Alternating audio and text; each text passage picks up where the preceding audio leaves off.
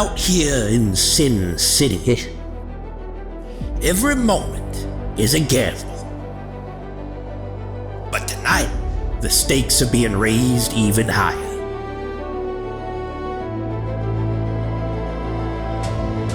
Let's face it, we've all got something we either running from or running to.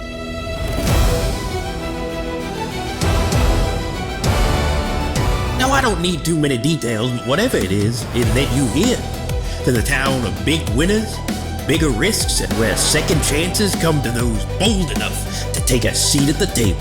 All you got is a delay in the inevitable. I pinned you to win my first championship. Just don't sit down thinking your nose is clean, you hear? Every action you made, every decision you came to, and every consequence you've endured adds another card in your hand. How's your sister? Oh my God. Some of you will bluff. Never felt like more like me in such a long Others time. will break. And some will go bust before the champagne can even cool. That's the game we play inside the squared circle tonight. So once you step into that ring, you're not just fighting for your life. You're betting your legacy on every move.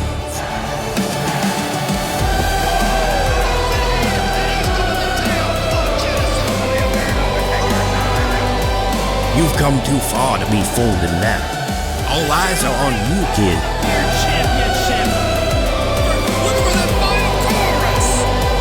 So let me ask you, what brought you here? Are you looking to make history? Premier Championship. To achieve greatness? And I will always be greater. To shut up everyone and settle the score once and for all? What's gonna stop me come DMH? This is the place to do it.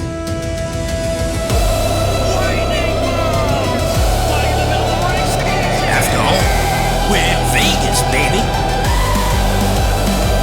Where fortune doesn't just favor the bold, it favors the ruthless, the relentless, the ones willing to bet it all. So folks, the deck is cut.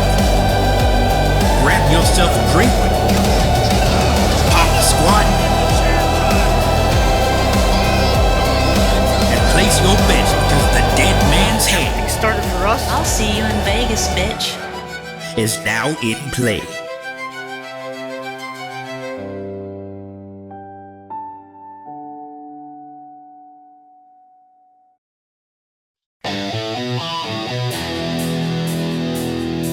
And now, Bones Coffee and Dr. Squatch presents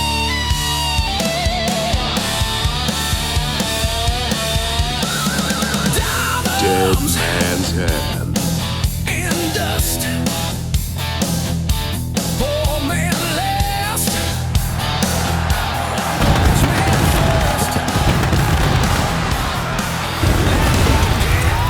Ladies and gentlemen, welcome to Las Vegas and welcome to Dead Man's Hand. We are live here at Allegiant Stadium. My name is Nathan Scott, and of course, my broadcast colleague, Tommy Molasanti. Nathan, the cards have been dealt. It is time to see how we play in Sin City. Absolutely. Ladies and gentlemen, make sure to drop a like on the video, subscribe if you're new, and of course, enable that bell for all notifications. Let's take a look at the card tonight. Heavy stakes are already on the table in this mixed duos elimination chamber qualifying match between Cayman Blanco Jr. and Dulce Picante and Trey Mercer in a mystery partner. Who has Trey chosen? The winners of this matchup will qualify for both the respective men's and women's elimination chambers at Sinister and 10. And let's double down on those qualifying matches with the Hunterage exploding between Yuri Huntron and Bandy Kirigai. Just a season ago, these two were on the same page at Dead Man's Hand, but tonight they clash one-on-one for the chance to enter the elimination chamber at Sinister and 10. And then from former partnerships, how about the current partnerships? We got the Duos Division Championships on the line with Inertia going one-on-one against the Pale Bloods. Can the streak of the Pale Bloods be put to an end by the ever so lovable duo of Silas and Primetime here tonight? Definitely the fan favorites in this matchup. Speaking of fan favorites, we got Cody Hale and Amber Reed taking on Lilia Baranova and Shelly Oliver in a Sin City street fight. That's right, anything goes. It's untelling what the hell we're going to see in this one, but one team will walk out on top and walk out of Sin City with the bragging rights. Bragging rights? Let's talk about the inaugural Premier Championship. The finals are finally here. We got Xarxes taking on Shield. Xarxes is looking to get her first taste of championship gold here in SWW, while Shiori looks to continue her dominance from her transformation under the tutelage of Bad Amy. But we've got a bitter blood feud between Angelo and Garo, and it's all culminating here for the United States Championship. From tasers to judges to secrets to sneak attacks to theft, this is going to get nasty real quick. And knowing both of these men, there's no lines that will be crossed. But speaking of lines that were crossed. Oh, this one right here, the World's Heavyweight Championship on the line tonight. Jack Strider challenges Shannon Silvera for the most coveted prize in all of the Virtual Wrestling Network. And we have never seen a deck stacked this high against Shannon Silvera, thanks to Jack Strider and Genesis. Can he overcome it? We'll find out in the main event tonight. But let's take it down to Mr. Kang for the Premier Championship introductions. The following women's match is the final of the SWW Premier Championship Tournament.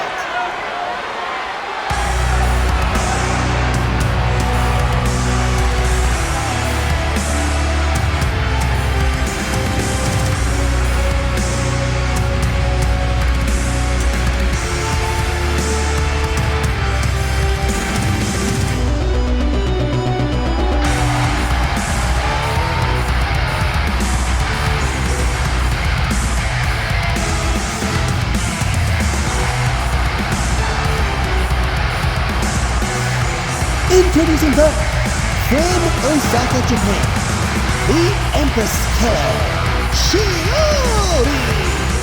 The self-proclaimed Empress Killer. No matter how she got to this point, Shiori has transformed herself from a loser, someone who had never won a match.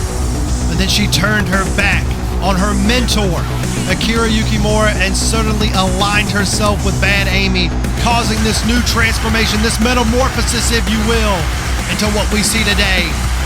And no matter how she got here, she could be calling herself the inaugural Premier Champion. When we first announced this tournament, everyone doubted that Shiori would even be at this stage. But she proved them wrong by multiple different circumstances and choices made by others. But nevertheless, she's got an opportunity of a lifetime. She has a tall task in front of her, though, in this woman.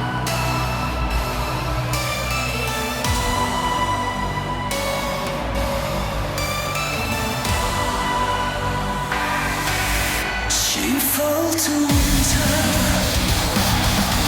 And first hands, from Wilmington, North Carolina, the Brood Mother, Many people knew that this is the stage that Xarxes was built for. When we announced this tournament, this was the odds-on favorite. We knew that this would be a moment for her to cement her legacy. And now she's going to be doing it here in Las Vegas. Xarxes, a staple in the women's division, a staple in the VWN as a whole, but she has not held championship gold in the VWN in almost a decade now, and she looks to change that here tonight. Almost a decade too long, Nathan, since she's last held gold, and tonight she's in finger grasp of being the inaugural Premier Champion. History-making moment here for both of these women for sure. But the question remains, who is going to walk out of Sin City here tonight as the winner of the Premier Championship Tournament and the inaugural Premier Champion.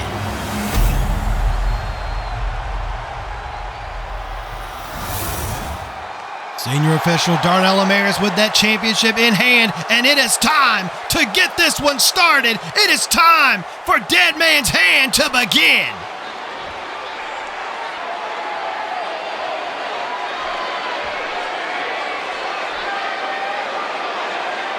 Ladies, are you ready? Okay, let's ring the bell.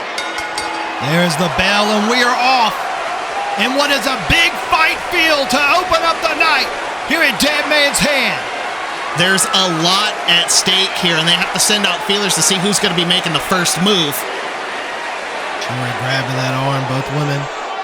Slow to start here, trying to feel each other out, gauge the room here on this environment. A technical start already with Shiori getting locked in a headlock courtesy of Xerxes. Big elbow there from Xerxes. Trying to take her down, but Shiori reversing right back to that arm once again. Both women just kind of taking it slow here in the early steps of this matchup, feeling one another out. Yeah, you can't be going all in immediately out of the gate. Nice takedown by Xerxes. Maybe going to work on Shiori's arm as well. Turnabout's fair play. Ooh, elbow to that arm. Shiori being driven down into the mat, but she's holding herself up, trying to get out of this predicament. Yeah, she's gotta have to do something to get out, because the longer that she's locked in, that back fist is out. Kidney shots right there from Shiori, and that's part of this new background, this new metamorphosis Shiori, those strikes, and now just running Xerxes into the rope.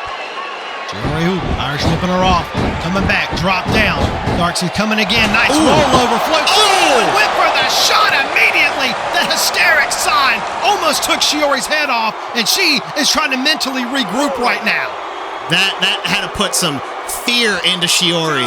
She already felt that once. That struck the fear of God in Shiori. Darnell trying to get her to get back into the ring and continue this contest. Oh, and Shiori again. Yeah, she don't even want to chance it. Now taunting the Vegas crowd. Xerxes off of the ropes, coming in hot and over the top rope. That's why we shouldn't be doing stuff like this, Shiori. God, and now Xerxes in the top turnbuckle to the outside. Oh, what a drop kick. And this one has went from 0 to 100 real damn quick. This went from trying to gauge how this was going about to putting everything out there immediately. Quick cover by Xerxes. Ooh, just 2. And already the veteran Xerxes back on the Shiori. Yeah, Xerxes trying to maintain this offense here. Shiori into the turnbuckle. Now Xerxes firing off some shots to the gut. Looking for something here. Ooh, chucking her in the opposite turnbuckle. And a big boot right to the face. Xerxes in full control right now. Off of the ropes, coming in hot. Going up. Oh, wait a minute. And a super kick from Shiori. Xerxes looking for that drop kick in the turnbuckle, but ate a super kick for her troubles into the cover, but only 2. You know, on paper, this would look like Xerxes would have it in the bag immediately, but with this new attitude of Shiori, they're on an even playing field. One thing Xerxes cannot do is underestimate Shiori. We've seen a lot of Shiori's opponents do just that and end up on the mat with their shoulders pinned for the 3, and Shiori maybe getting a little arrogant in this one, taunting this capacity crowd here in Las Vegas. She can't be doing that too much, because remember, Xerxes has been doing this for a long while more than her. Ooh, Xerxes into the ropes with knees, looking for it. Russian leg sweeping. Shiori continuing the offense here, raining down shots over Xerxes, reversing with some shots of her own, and both women just scrapping right now. Both women need to win this, but only one can. Oh, missing the moonsault. We're looking for something off of those ropes, coming in hot. Oh, went for the back fist there. Went for the back fist, but to no avail. And Xerxes with the roll-up, looking to sneak a victory out here in our opening contest in a close 2. Both women immediately going for their signature maneuvers. Both of them getting reversed for their troubles. And, missing that mule kick right there, but Xerxes trip up the trip up. Around. Look at this. Rolling up Shiori once again. Shoulders down, 2. close. Man, I didn't think I'd see a prawn hold in this match, but here we were. Zarx's wheelbarrow. Nice arm drag taking Shiori down. They're coming in. Oh, getting caught. And another roll up by Zarxes. 1, 2. Ooh, and again, Shiori finding her way out. She's being caught in these precarious positions, and so far Shiori's not had an answer. But look at that, raking the eyes of Zarxes and into a sleeper hold, dead center of the ring, and she's got Zarxes down to the mat, locked into this rear naked choke. Desperation, immediately going for the eye rake to put her into that hold, and Shiori's doing the smart thing of slowing Zarxes down. Yeah, that's exactly what she did by raking the eyes there, slowing her down, and Zarxes rolling out of there. Look at this. Beautifully done, and a nice Michinoku driver takes Shiori down, and Zarxes isn't done yet. To the top rope, looking to follow it up with a big moonsault. Into the cover, hook of the leg to become the premier champion and only 2. Zarxes going high risk and high reward is what she got, putting this match back into her favor. Looking to keep that favor, maybe looking for a black sacrament here. Looking to spike Shiori down on her head, and oh no! Shiori throwing Zarxes' weight completely over top of her, and now looking to regain control here. Look at this Cobra clutch, and oh my God! Thought she was going for the submission, but just throws Zarxes in the back of her neck into the cover, looking for 3, but no. You know, not many people believe with veterans that they would have a disadvantage, but, you know, Zarxes has a long tenure here in VWN, so that means she's got an extensive playbook that can be researched, and I think Shiori did just that. Oh, absolutely. Look at this. Shiori has Zarxes cradled on that top rope, just firing those shots to the ribs right there, looking to wear and tear down at the veteran. To the center of the ring. Look at this. Oh, look at this crucifix driver reversed by Zarxes. Beautifully done, and almost 3. Close, but no cigar there, and Zarxes looking to rip and tear at the head of Shiori here. Yeah, this has to be revenge for that eye rake earlier, now raking at the face of Shiori. Those nails being driven into the cheeks of Shiori, to the sides of her eyes. Just wrenching away here. Turnabout is fair game, Nathan. Zarxes says, you want to go after my eyes? Well, I'll go after your face. You want to bend the rules a bit. Zarxes definitely not shy in doing that. Nice jawbreaker from Shiori there. Having to fight her way out of that position. Around the corner, Zarxes coming too. Ooh, getting thrown up. Wait, on the top rope, Zarxes back and a moonsault. A moonsault, another one of those high-risk, high-reward maneuvers paying off for the Brood Mother. Oh, and speaking of, Zarxes isn't done yet. Shiori trying to come to, Zarxes looking to fly off of the ropes to the outside. Oh, and no! Stunner, but getting hit with that back fist. That is crazy. Eventually, she had to come up broke. And unfortunately, that was the time she did. We got to take another look at that. Zarxes being catapulted up that top rope, and she used it to her advantage to hit Shiori with that moonsault, but she went for that high-risk maneuver again. This time she came up broke. Landed on her feet, but she ate a back fist for her troubles. Look at how this just came about. Yeah, literally. Boom! Landed on her feet, but Shiori was ready and poised to strike, and thus she did. And now, she's showing off. She is resting in the fruits of her labors right now. The count has begun. It is a 6 count. You got to think, I mean, you could win the championship off of a count out here. Technically speaking, since there's no other champions before it. There is no champion's advantage here. Shiori trying to win the championship in a count out here. We're at 8, and Zarxes has got to get up and get back into this ring, and the fans are willing her to do so here in Las Vegas. No. Oh, she got to get back in there. She got to get back in there right now. We're at 9, Darnell. And old Zarxes just rolling in to beat that count. Saved by the skin of her teeth. And the vacation is over for Shiori as Zarxes makes it back in the ring, trying to get over with a big knee out of nowhere. Straight into the cover for the championship, trying to put her down, put her away, but no. Man, those were 2 devastating strikes that Zarxes just took. She has withstood all the damage so far. Shiori now looking to go high risk of her own to the top rope, and a big elbow drop, but no, coming up empty. Xerxes, look at this, trying to strike in a nice drop kick, just shooting her into the turnbuckle, and right back up top is Xerxes, looking for something off of that top rope. Shiori trying to recover in the danger zone. Xerxes from the top, and she's not done yet. Off of the ropes, coming back in two, catching her, burning Frankensteiner out of nowhere into the cover. Two. Okay. Close, but not enough to put Shiori away. Both of them are putting everything on the line. This match started off the first minute trying to feel each other out, and ever since then, it has been 100 miles per hour. Look at, going for a Frankensteiner from the top rope. Got caught, though. Shiori in control. Just kicking Xerxes back, and rolling through. Hold on. Thought she was going to roll her up, but Shiori up and down. Powerbomb. Straight into the cover. Two. Almost three, but no. Pulling out all the stops. I think that's the first time I've ever seen Shiori do a powerbomb. Shiori getting frustrated, getting upset here now. I'd imagine so. Both of these women have just hit each other with some hard shots in this one thus far. Speaking of shots, Shiori just raining down shots over the back of Xerxes. Not much you can do if your back's out. A lot of frustration here from Shiori, but Xerxes firing back shots of her own. And look at this, roll through cowboy kick. Xerxes off of the springboard, shooting star into the cover. Leg is hooked for the championship. Can she do it? And Shiori again getting the shoulder up. That's two count. Let's take another look at that right there.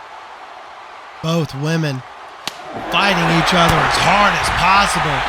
Beautiful reversal from Xerxes there. Brutal kick. And then going up to the springboarding off the top rope into that shooting star press. Into the cover, but wasn't enough to put Look at Shiori how away. beautiful that was. Big elevation, big impact. Not enough, though. Look at this, Xerxes. Romero stretch applied to Shiori in the center of the ring, working on all of her limbs, working on her core. Shiori gonna have to tap out or get out. Darnell asking her if she gives up. No signal yet. You gotta remember, Xerxes was going out for the arms in the beginning of this match to take out that back fist. And wait a minute. This from one submission to another. Shiori now looking to wear down on Xerxes. Both of these women slowing the pace down a little bit here. Now going after that arm too. Shiori again trying to weaken that arm of Xerxes, trying to work at her. And she's trying to get out, trying to maneuver away.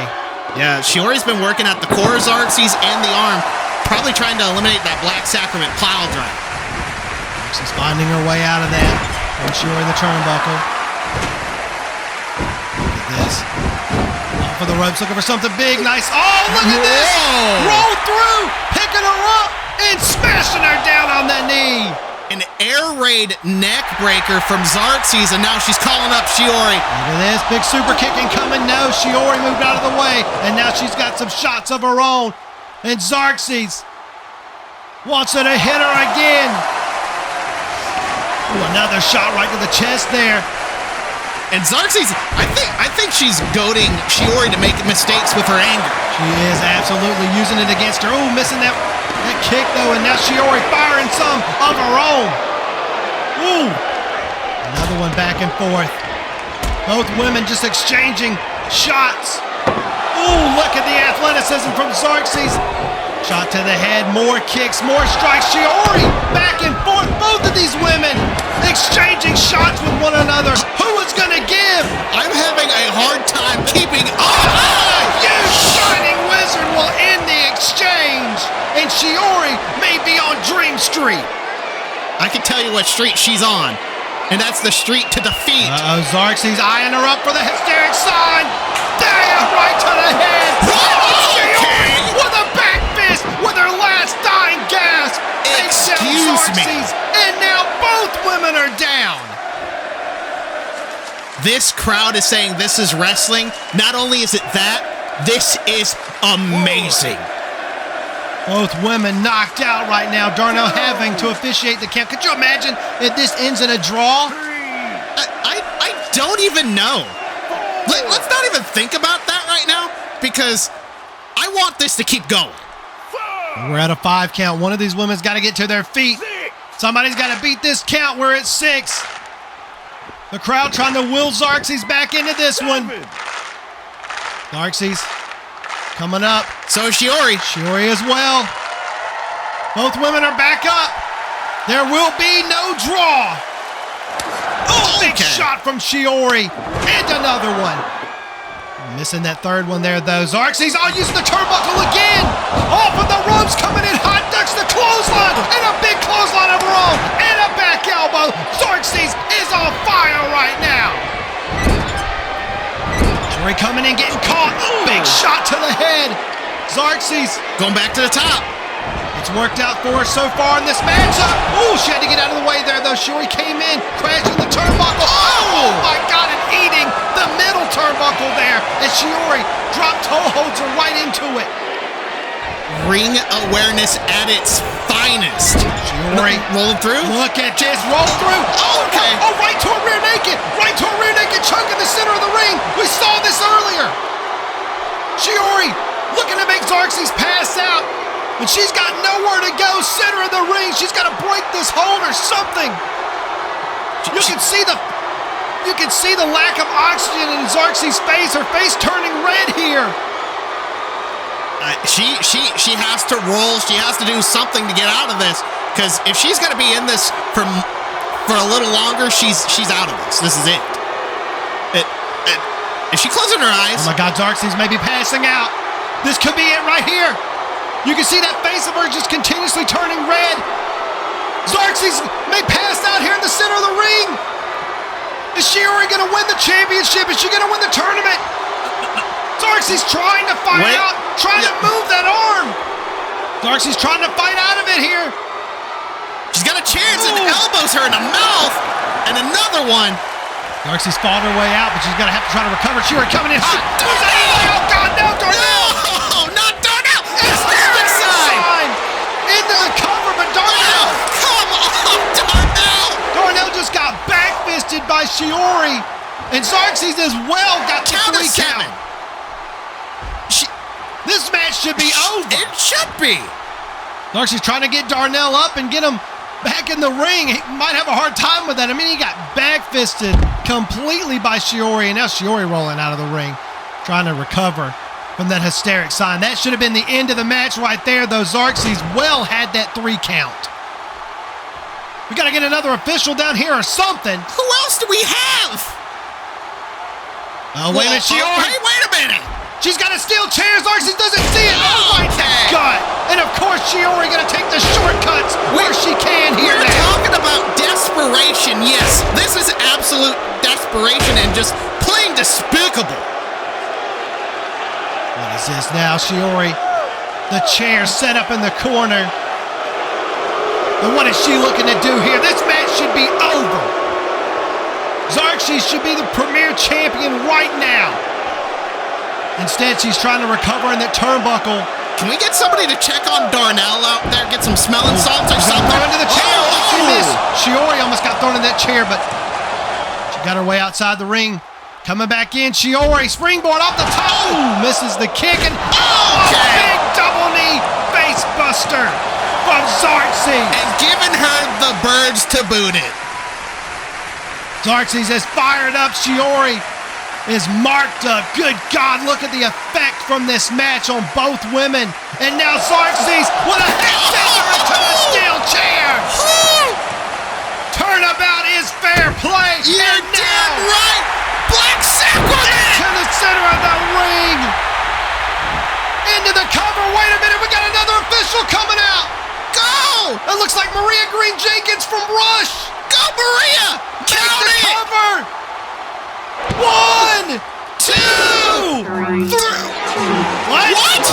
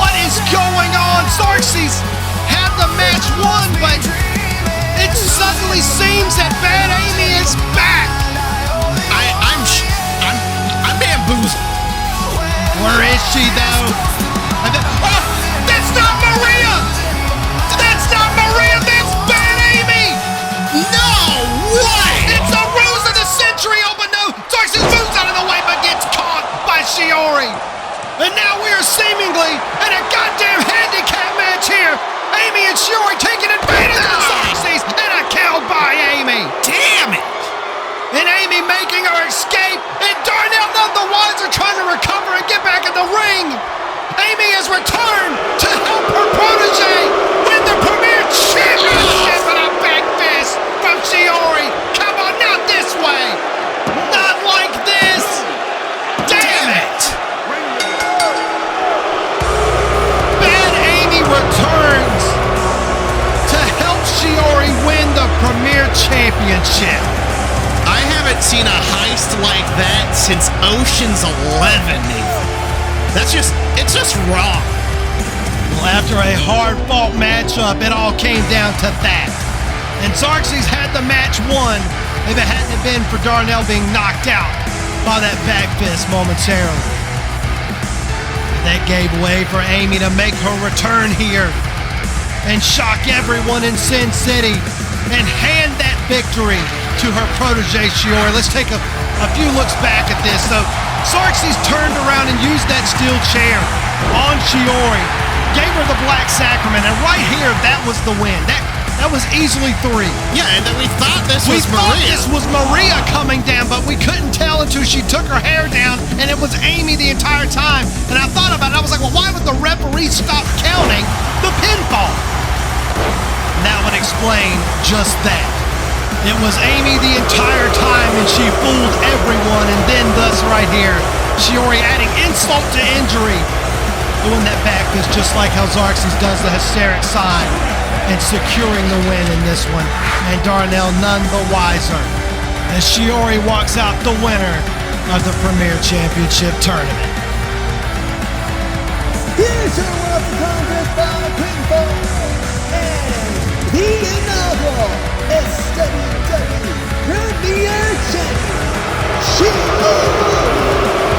And despite the circumstances surrounding it, Shiori has made history here at Deadman's Hand. Unfortunately, Tommy, that is the truth, but the truth also is that do you realize what Amy has done? She's now going to have to answer to the brood mother. And now with Thang gone, nothing's gonna stand in my way after I take everything from Silvera. I can't wait to see his face when this is all over. But hey, couldn't happen to a nicer guy, right? Now hold it right there, Mr. Strider. Oh, brother, what is it now? What do you want, Vale? I'm ahead of call time. I'm about to head to my locker room and warm up before my match tonight. Wait, let me guess.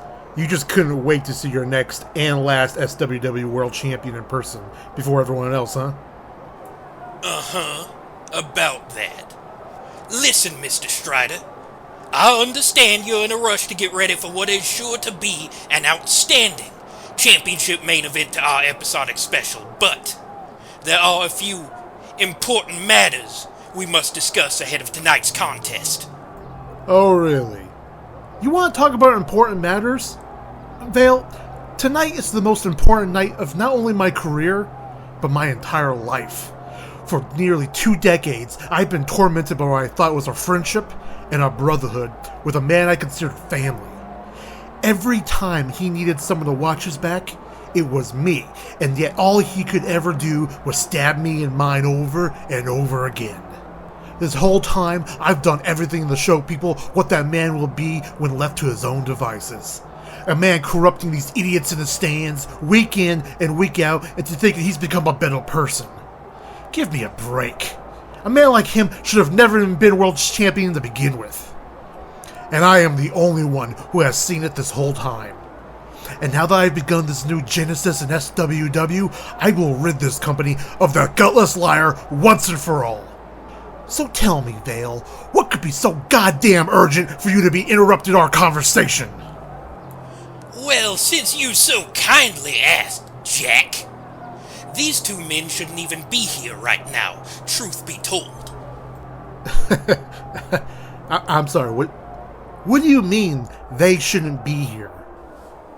Well, pardon me, I didn't realize I was speaking French. See, last night, the board and I held a little conference call to review the carnage that's taken place these last few weeks on the VWN. And I must say that between Mr. Thunder's rather heinous and brutal assault of Thane Blackwood and Mr. Gore's pummeling of my security, the board believes that if Genesis was to be present this evening, you three run the risk of sabotaging and ruining my main event, and I will not allow that to happen. Not on my dime, which is why I am here to inform you that both Dalton Thunder and August Gore have been banned from entering the building tonight. Banned? Banned? You can't Shut just... up. I am sick and tired of people trying to tell me what I can and can't do. I'm the boss. I pay your salary as well as Silvera's. That means my word is gospel. And if this match means as much to you as you say it does, you will heed my word. You've got to be kidding me. What the hell are they supposed to do? The hell you mean? We're in Vegas. They can go get a daiquiri from Fat Tuesdays, go see a Cirque du Soleil show. Hell, they can go to bed for all I care. So long as they do it away from Allegiant Stadium. Now, August and Dalton, you two can leave peacefully and head on down to the hotel. Or I can get the board on the line and discuss if we need to make changes to our chamber participants. Now, I need to head to the office and get the final touches together before tonight. Best of luck out there, Strider.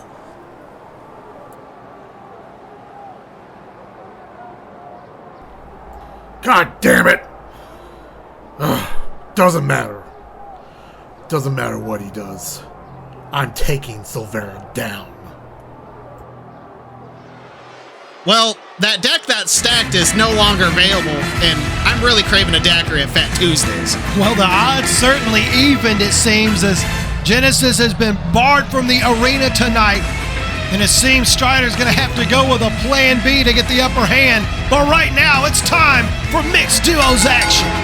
The following Mixed Duos Elimination Chamber qualifier is set for one fall. Introducing first, the team of Cayman Blanco Jr. y Dulce Picante. Well, Cayman and his wife Dulce making their way down to the ring, and they're looking to lock in their spots in the men's and women's Elimination Chamber match coming up at Sinister and 10. You gotta think about it. This all started with Cayman not shutting up. Isn't that how everything with Cayman starts, is not shutting up? Yes, but this one includes his wife now. Cayman's the type of guy who would enjoy the smell of his own farts, like that South Park episode. Oh, he loves smog? He's very smog. Okay, but that's not the point. The fact of the matter is we got high implications here with Cayman's mouth kind of pretty much putting him in a spot now where he could qualify for the Elimination Chamber at Sinister Intent and also qualify Dulce into the Women's Chamber. We're just starting to figure out all the participants that's going to be a part of those two Elimination Chamber matches. Obviously, both the men's and women's world champions will be in there. But speaking of, this is a man who would love another opportunity at the World's Heavyweight Championship. The coach is checking in. And you know, once the coach makes his presence, it becomes dead serious. Absolutely, it is game time. And the coach is looking to get back on track and in championship contention here tonight. And not only that, but shut up the mouth of Cayman Blanco Jr. and Dulce Picante. But who has he chosen as his partner? You gotta think this all started with Cayman and Dulce started picking on Mia, Trey's wife, but she's not a trained in-ring competitor. First, from Peoria, Illinois, weighing in at 252 pounds, the coach of SWW,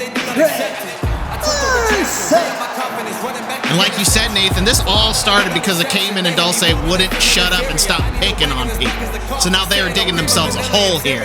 But the question is, who's got the other shovel? Who has Trey chosen to be his partner in this matchup? You got to think this is a pretty high-profile matchup now, with this being an Elimination Chamber qualifying match. So whoever Trey's picked, he's got to have a lot of faith to put this spot on the line with.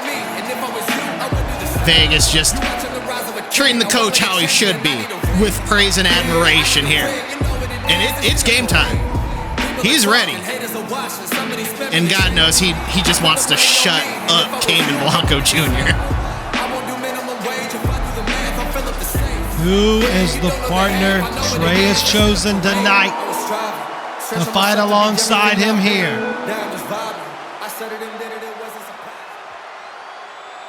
Who's it gonna be? I think it just got a little hot in here. Uh-oh!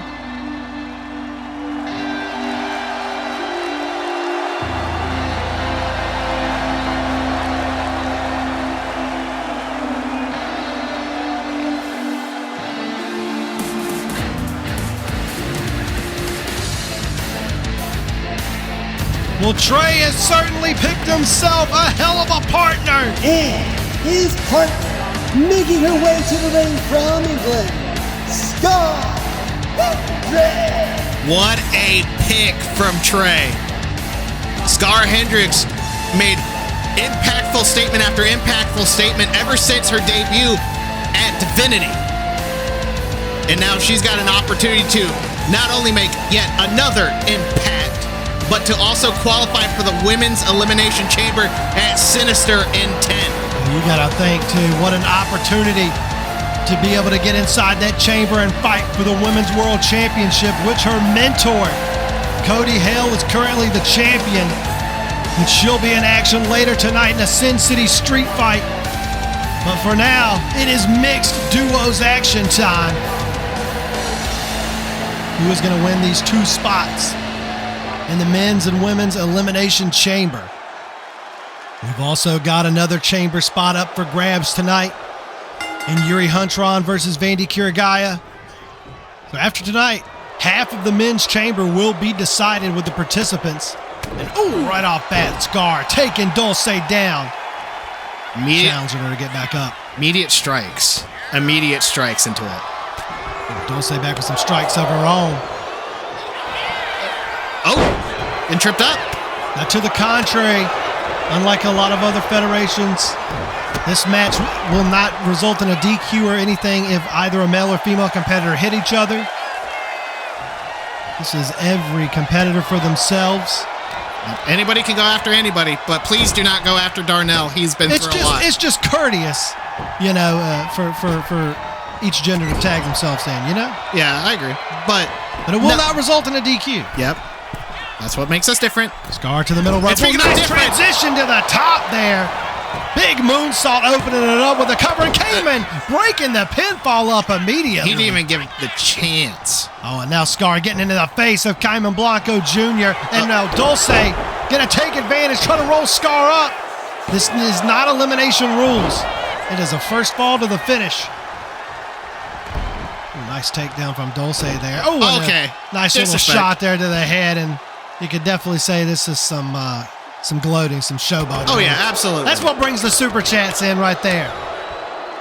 Dulce, big on the ratings, and this too. Look at I've seen the live chats. This pandering and showboating from Dulce into the cover here after the moonsault. Yeah, only a 1. Can I say it real quick, Nathan? Do you see the irony of Scar Hendricks versus Dulce Picante? What is the irony? Fighting fire with fire. Ah, touche. Yeah.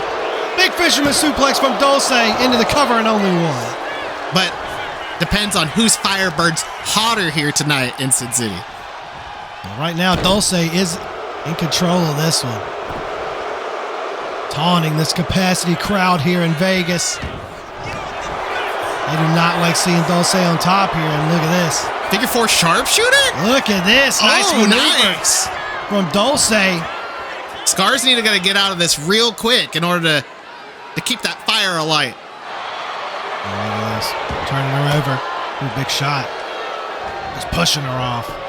And you got to think Trey's got to be hungry to get into this matchup. Scar trying to handle business right now with Dulce. Though, look at this. Looking for a Boston Crab? Gonna turn her over into it, and she gets her center of the ring, Dulce. A Boston Crab in Las Vegas. Look at this. Trying to make Dulce tap out, but no, the strength of Dulce. Getting out of there quickly. Off Off of the ropes, coming in hot. Oh, missing the leg drop though. Scar getting out of harm's way. Looking to fire back with something of her own. Nice crucifix head scissor. Dulce getting turned around there, trying to maybe make a tag out. Scar not going to let it go. Ooh! Missing the Shining Wizard. And now Dulce right back to trying to take advantage. Huge shot there to the head of Scar Hendricks. And more gloating from Dulce Picante. Man, do you think like disrespect is just a thing that is just naturally learned by association with Cayman Blanco? Yeah, it must be at this point. Scar off of the ropes, coming back in. Ooh, missing that forearm though. Dulce went for the super kick. Oh, but gets it in the end there. Straight into the cover. Shoulders to the mat, trying to put this away, but no. Only two. You got to remember, last time we saw Scar Hendricks was the Premier Championship Tournament, where she lost in a valiant effort. But tonight she can redeem herself by getting into that chamber. Absolutely, indeed. Ooh, nice backstabber there. Straight into the belly, and Cayman. You were talking about, courtesy? Yeah, Cayman. Yeah, there's no courtesy. There's no courtesy. Cayman wouldn't care less. Because you got to remember. Oh, okay. Now of Cayman course. wanting Trey to get tagged into the matchup here. Because remember, Cayman's the one who made this personal with him. Oh, yeah. It's been personal since the attacks on Trey's wife. Scar making the tag out there. And now Trey coming into this matchup. Ooh, big chop to Cayman there. Big heavy hits from the coach. Look at this. Ooh, Dragon Sleeper. Locked in the center of the ring on Cayman. Cayman is fresh, though. Gonna fight his way out. Just those big shots to the head there. Those closed fists. And Trey coming back in hot with an axe handle. Taking him down. And Trey has been waiting for this to get his hands on Cayman. Slapping him in the mouth. Speaking of, firing some disrespect back at him. That may have been my favorite part of the night so far. Just seeing Cayman get slapped in the mouth. Trey is hyped up. Big sentons. And now off the rope looking for one more. Oh, no. No go on the hat trick there. And now Cayman snapping Trey down. Off of the ropes, coming in hot. Oh, went for the PK, but got reversed. And big shot from Trey. Trying to get back on the offensive here. As Cayman up, big suplex from the coach. Coach is feeling it here in Sin City. Cayman could be in trouble here. Ooh, using that point of the elbow right to the back of the head of Cayman. A nice measured strike there. Trey in full control right now. Look at this. Can I point out the irony of using a gator roll on a guy named after an alligator? Touche. Trey with the advantage right now. Wrestling Cayman to the ground, looking for something here, going for a submission hold. Look at this clover leap with the knee in the back. Very innovative maneuver here from Trey Mercer. Oh, but no. Get kicked off. Pushing him off. Looking to try to get back on the offensive here. Okay. Huge lariat from Cayman. And he's gonna let us know about it. Oh yeah, like we've mentioned plenty of times, irritating as sandpaper, but hits like an anvil. Cayman with the look at this, the athleticism of a man that size. Classic Lucha Libre on display, courtesy of Cayman Blanco Jr. Trey trying to pull himself on the apron. Trying to get the advantage back here. Oh, big enziguri from Cayman. Drops Trey to the outside. Trying to recover. Coming to Cayman, stalking for something. Look at this over the top rope, but a nice springboard crossbody. Taking the coach down. Adding a corkscrew for extra momentum on it, too. More like extra points. He wants you to see how athletic he is. Cayman back on the apron. Stalking Trey on the outside, maybe looking for another springboard maneuver. Big clothesline. And Cayman taking it all in right now. Yeah, and Vegas letting him know that they don't want anything he's selling. And going for a nice little, wrench of that arm. Got him by the fingers. Nice little Fujiwara almost here, inverted. Trey, breaking his way out there, rolling through, trying to get back on the offensive. Nice tackle, taking him down. Getting blocked. But I will say it is smart of Cayman to go after the arm to nullify the full force lariat. Absolutely. I've said it 100 times before. Cayman's a fantastic in-ring competitor. It's just his garbage personality that outweighs everything else. Look at this. Making a tag in here. Trey and Scar on the offensive. Looking for something here on both Cayman and Dulce. Big chops. Double both chop. of them. In unison. Stereo chops. Now into the rope. Double clothesline. Taking them both down. Cayman getting out of the ring. Now Scar is legal here. Oh, looking for something on Cayman. Scar and Cayman are legal. Scar eyeing them up. Payback for that belly to belly. Over the top and takes them down. Beautiful plancha from Scar Hendricks here. We got to take another look at that, Nathan. Check this out. The athleticism of Scar clearing the top rope and taking Cayman down. Man, you know, whoever got this shot needs a raise. Look at how beautiful that is. Beautifully done. Dulce trying to recover. Ray getting Cayman. Throwing him right back into the ring. Cayman may need to look at getting a tag into Dulce, crawling over to the corner. Yeah, she'll be fresher. There he is, making the tag to Dulce. Dulce coming in hot. Oh, big drop kick to Scar. Not taking her down all the way, but look at this. Rolling her up. La Maestro. For the cover. Ooh, just one there, though. Missing that attempt there. Dulce trying to regain the offense here. Look at this. Tiger suplex to Scar. Oh, nice. Innovative way to get out of that one. Stomp on the feet. Did you hear that shot? Oh, speaking of shots, huge drop kick from Scar Hendricks. Taking down Dulce. The elevation on that drop kick was crazy. Scar off of the rope, coming back too. Look at this. Nice arm drag. Dulce coming back too. Scar not done yet off of the ropes. Looking for another crucifix head scissor taking Dulce down. And Scar still not done. Oh, but gets caught this time. Immediately into a hip toss neck breaker. It was a great way to capitalize on that momentum of Scar bouncing off the ropes. Still but not it wasn't enough. Dulce and Cayman need to try to keep the offense in this matchup if they can. They've had a bad little string here. Scar and Trey have certainly heated up. And look at this. The three amigos. We're talking about classic. Wait, with a fisherman variation at the end. With the bridge, but no, just two. You know what? I like that. That was cool. Good job, Dulce. Maybe the three. I'll never say that about Cayman, but good job, Dulce. Maybe the three chicas, though. And look at that. Another one of those shots with the rear end of the head of Scar Hendricks, and now a Dragon Sleeper locked in. Now a wrench in that too, trying to cut off the oxygen. Scar trying to fight out. Big knees to the head. Look at this. Scar, taking her up and down. Look for that blue thunderball, but no. Gets face planted into the mat with a bulldog. Nice counter from Dulce there. And again, going right back to that Dragon Sleeper. Trying to make Scar tap out here. Yeah, wrenching it too.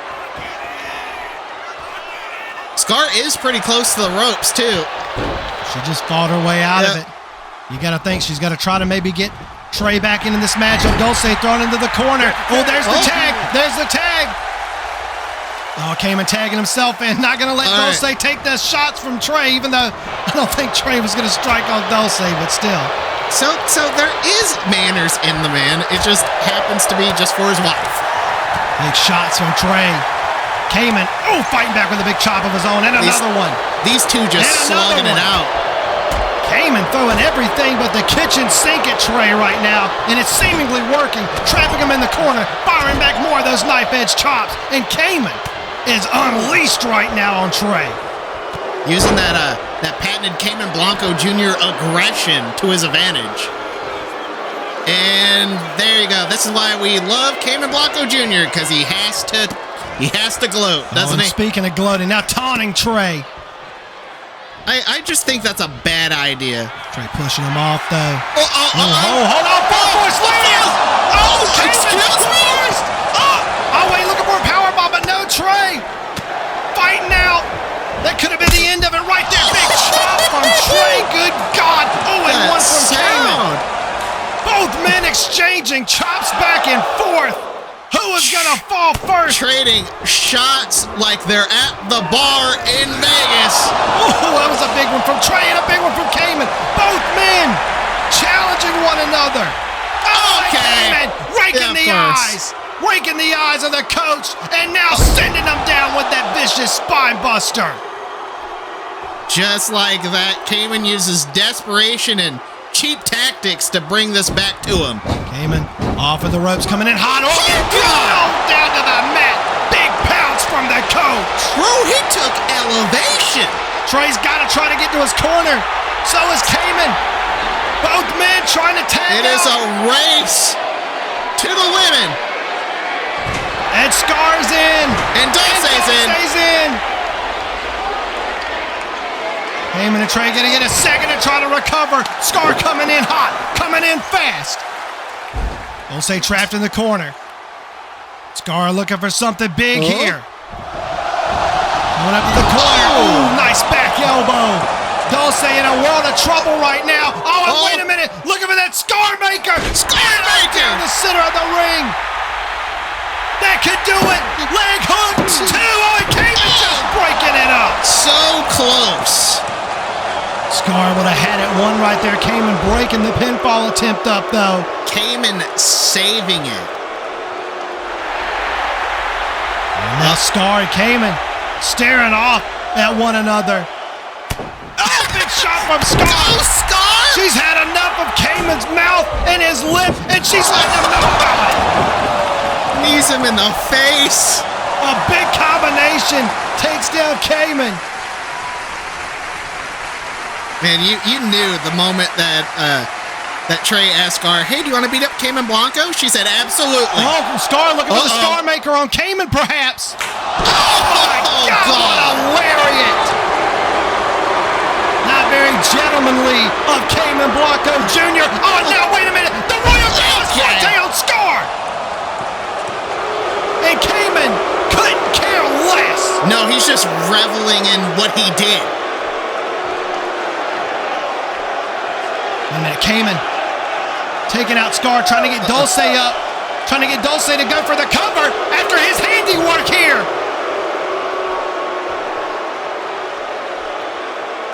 All right, Dulce's come too, it looks like. Dulce trying to get back into the ring, make the cover here. Oh, God, no. Is this going to be it? Oh, please. Oh, come on. Cayman playing defense. 2. Oh, and Scar. Scar kicks out. Scar kicks out. We still got a fight. I thought that was it. Trey was down. Cayman hit the Royal de la Muerte on Scar. I thought it was all over. But Scar survives. Trey's back in the corner. He's begging to get tagged in. Scar is still down, though. And Cayman having words with Trey on the apron. And, of course, Talking Smack wants Trey to come in and hit him. Dulce and Scar still the legal participants in this matchup right now. Oh, and no, come on, Dulce gonna tag Cayman in? Oh, of course. And you think Cayman's gonna let Trey get tagged in? I doubt it. No, I highly doubt it. Oh, and look at this. What the hell is Cayman looking for here? Dragging Scar to the center of the ring. Oh, and Dulce on the top, setting up for a big splash. Oh, and Scar moved out of the water in the pool. Cayman trying to keep the advantage here on Scar. Isolating Scar away from Trey, so Trey can't get into this match. Dulce just crashed and burned. Cayman trying to get her up, get her 2. Wait, Scar. I don't think. Look at this. Wait a minute. Oh, Meteora. Cayman accidentally assisting Scar with a Meteora on the Dulce. And here comes Troy Mercer. The coach is back in the game. The coach is in. And he's cleaning house. And he's fired up. Clothesline taking Cayman down. Cayman's rock may not know where the hell he's at. And Trey taking the straps down. Looking to put it into this one.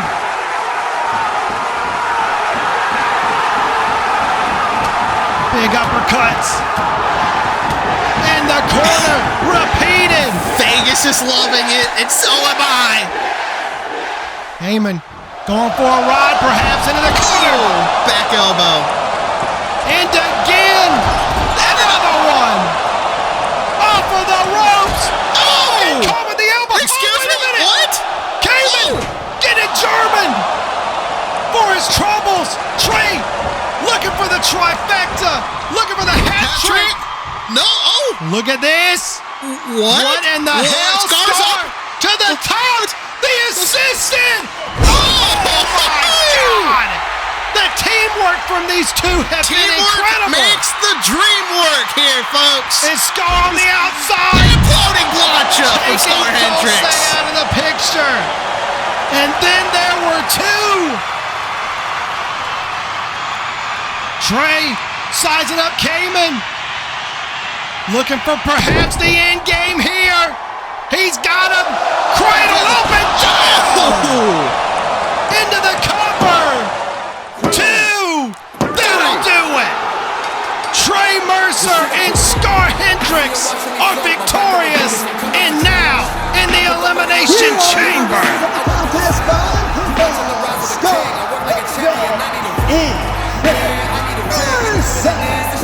A hellacious duos matchup, but Trey and Scar walk out the victors.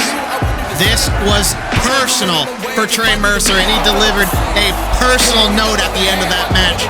And then the Scar Maker onto Dulce Bacante. We thought this was it right here, but Cayman just in the nick of time getting in here and breaking that pinfall up. But then, this right here, the Royal de la Muerte to Scar. And you're thinking that the Scar Maker was over. Everybody thought this was the end right here, but somehow, some way, Scar found a way to dig down deep and to kick out. It's that heart of fire. Everyone shot. That heart of fire from Scar Hendricks. And look at this. This beautiful schoolboy powerbomb with the assist from Scar Hendricks. Yeah, fantastic teamwork by Scar and Trey in this matchup led to this victory for sure. And then, of course, it was Cayman's end game, courtesy of Trey Mercer. And that was enough to put the match away and to punch their tickets to New Orleans in the Elimination Chambers at Sinister Intent. Tonight, they got to celebrate the nightlife that this city has to offer. And then tomorrow, start planning to win championship gold inside their chambers. What a hell of a mixed duos matchup, folks. We got a lot more action coming for you here tonight. Thank you for joining us once again. If you haven't already, make sure to smash that like button, subscribe if you're new, and enable that bell so you never miss any of our content here on the Virtual Wrestling Network. But folks, let's take it backstage with Mia Montour standing by with the world's heavyweight champion, Shannon Silvera. Guys, thank you. SWW Deadman's Hand is already off to a hot start as we've seen the first Premier Champion crown and 2 new qualifiers punching their tickets to Sinister Intent. And joining me now is one man looking to lock in his spot in the Elimination Chamber, our defending champion. Please welcome SWW World Heavyweight Champion, the Gate City God, Shannon Silvera. Thank you for sparing a few moments with us, champ. Now, Shannon, since On the Verge, we witnessed Genesis, led by the Titan Jack Strider, stop at no lengths to make your title reign and life a waking nightmare. But moments ago, we learned that Commissioner Jebediah Vale has officially banned Dalton Thunder and Argus Gore from the arena. Tell me, how does this news make you feel after everything those 3 have put you through these past few months? Mia, I'll tell you exactly how I feel, because let me tell you, this news couldn't have came at a better time. You see, ever since On the Verge, Strider has done everything in his power to make my life a living hell. And if it wasn't bad enough going after me, what him and his goons did to Thane, I still haven't been able to speak to him much since that attack. So Thane, buddy, if you're watching, continue to get better soon. And tonight is for you. Tonight is for you, buddy. But with Dalton and Argus out of the equation, there is nothing keeping me from reminding Jack who he's messing with. You see, Strider thinks he knows everything because he's seen me at my worst. He's seen the kind of man I once was willing to be. The kind of man I've been trying to apologize for being. That I've tried to atone for. I wasn't always paying attention to how my actions affected those around me. But Strider won't let me forget what has happened. It's like time stood still for me. While he goes off to reinvent himself. And tell everyone that people never truly change who they are. You know, it's fitting that we're in Vegas tonight. Because I remember telling everyone in the Left Hand Path Dojo about how life can deal you a bad hand once in a while. Sometimes more than one. Until it feels like you should leave the table altogether. But the thing about cards, it ain't the cards you're dealt. It's the fight you bring to the table. And staying there even when folks are telling you to quit while you're ahead. They want you to quit because you're ahead. And tonight, Strider, this is one bet you don't want to call. You think taking everything from me is going to stop me from ending you? You think dismantling what I built before my eyes is going to make me quit? All it does is make the target on your head that much bigger. Because even when you think you've gotten rid of me, I come back better than ever, just to raise the stakes even higher, baby. And when it comes to being world champion, when it comes to beating me, Strider, I will always call your bluff. Because tonight, when that bell rings, you're gonna find out why you should have stopped living in the past, because I am the present. I am the man who survived every hard time this business has ever thrown at him. And tonight, I'm the man who's gonna walk out of Deadman's hand, still standing, still swinging, still proving why they call me the SWW World's Heavyweight Champion. Thank you, Shannon, and good luck out there tonight. Well, guys, I'm going to send it back to you for our next match.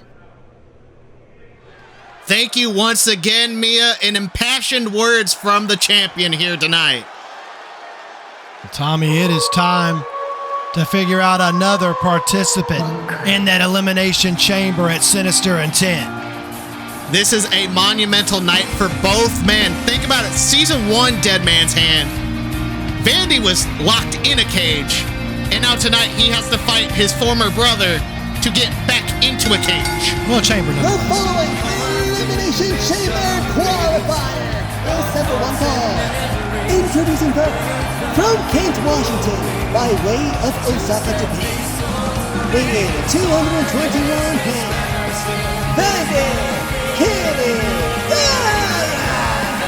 Yeah, you make a great point, Tommy. You got to think this is a coming-of-age kind of story for both of these men. They used to be aligned alongside each other in the Entourage. They have went their separate ways, and their paths have led them now here to cross with one another. Vandy, just like everyone else, can see that Yuri has changed. He's different, and he's been different ever since that soul vine from Silas at Divinity in their matchup. And everyone's been able to see that, but Vandy called Yuri out on it. And he was going to be hearing none of it.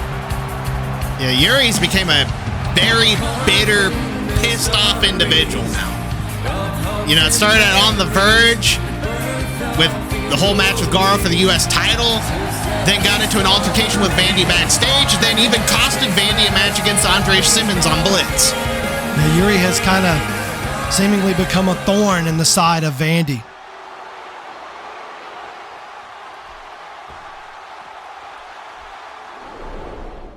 That's why at Deadman's Hand, I'm making it my job to save you from what you've become. To save you. To save you. So, you wish to save me. To reach a hand down. You are trying to atone with me, and I've done nothing wrong. To reach a hand down to somebody, they need to be beneath you. And I'm beneath nobody. Not anymore. And then, from the Church's Temple, Cornwall, England, weighing in at 234 pounds, the Nevermore, Yuri Hunter! The Nevermore descends onto Sin City. Yuri seems focused and making it his mission to enter the Elimination Chamber here tonight, which ironically you think of now, if Yuri can win this match, he'll meet his former friend Trey Mercer inside the Elimination Chamber. Yeah, man, he burned bridges with, just like he burned them with both of us. Bridge, he burnt the whole forest between himself and Catch-22. Whatever bridges he burns, it does not matter as long as he gets what he feels like he's entitled to, and that is championship gold. Yeah, Yuri has seemingly thrown all of his friends away, all his relationships away. He has kind of boxed himself off. He's truly all alone now. Can he thrive that way, though? We've never seen that version of Yuri. Yeah, he's always been around someone. Here. Yeah, he's always been affiliated with or around someone. He had the Entourage at first. Then he found himself with Perry and Kepri in the Triad and forming that relationship and bond with the coach. And then he's thrown everything away. He's literally, for the first time ever, left with no one but himself. And that's a scary thing to think of, too, because he had friends to ground him, and now he's not grounded. Really seemingly unleashed, per se. Yeah. Bandy going for that arm on the back. Now both men kind of just starting this one out light, feeling the matchup out here. Yep, technical start. Vandy wants to save Yuri. Nice reversal into a side headlock there by Yuri. And yeah, Vandy wants to try to save Yuri, and at that point he's trying to save him from himself, but Yuri certainly doesn't see it that way. In Yuri's mind, there is nothing wrong. Everyone else is the problem. Yep. Off of the ropes, Vandy coming in hot. Nice knee coming in, and a big clothesline taking Yuri down, and Vandy starting this one off strong. Vandy's got an opportunity to get a world championship match at Sinister Intent if he beats Yuri. So he has to bring it all to this. Oh, absolutely. Vandy was looking really good, too. I mean, you got to think they had quite a few wins since their return in the main roster here in Season 2, and until that matchup with Andre Simmons you spoke about earlier, that Yuri cost him that matchup, coming out and getting involved. It could be a hurdle to get over it, because you got to also realize that there's emotional ties to this. Oh yeah, these are people that were reliant on one another, trusted one another. They trusted one another. They traveled the roads with each other. I mean, they were friends. They could have been more than friends at times. They were a family. They were brothers. But now it's no more, thanks to Yuri. I'm not going to code it lightly, being a dick. Yeah, Yuri, like we said, just throwing away all his friends, all his relationships, and backing himself all alone into a corner. But this is what he wants. This is what Yuri feels that he needs to succeed. He's pushed everyone away. He's isolated himself, and he wants to see if it pays off. And Yuri now going back to the advantage of that. Look at this. Ooh, spine buster. Big, powerful spine buster from Huntron there into the cover. Just a 2 there. It's quite sad to see a descent into madness, really, for your Huntron. And he's trying to fight back now. Throwing him down. Looking for something here. Got that leg wrap. Look at this. Reverse inverted figure 4 here from Yuri. Working on the legs of Vandy.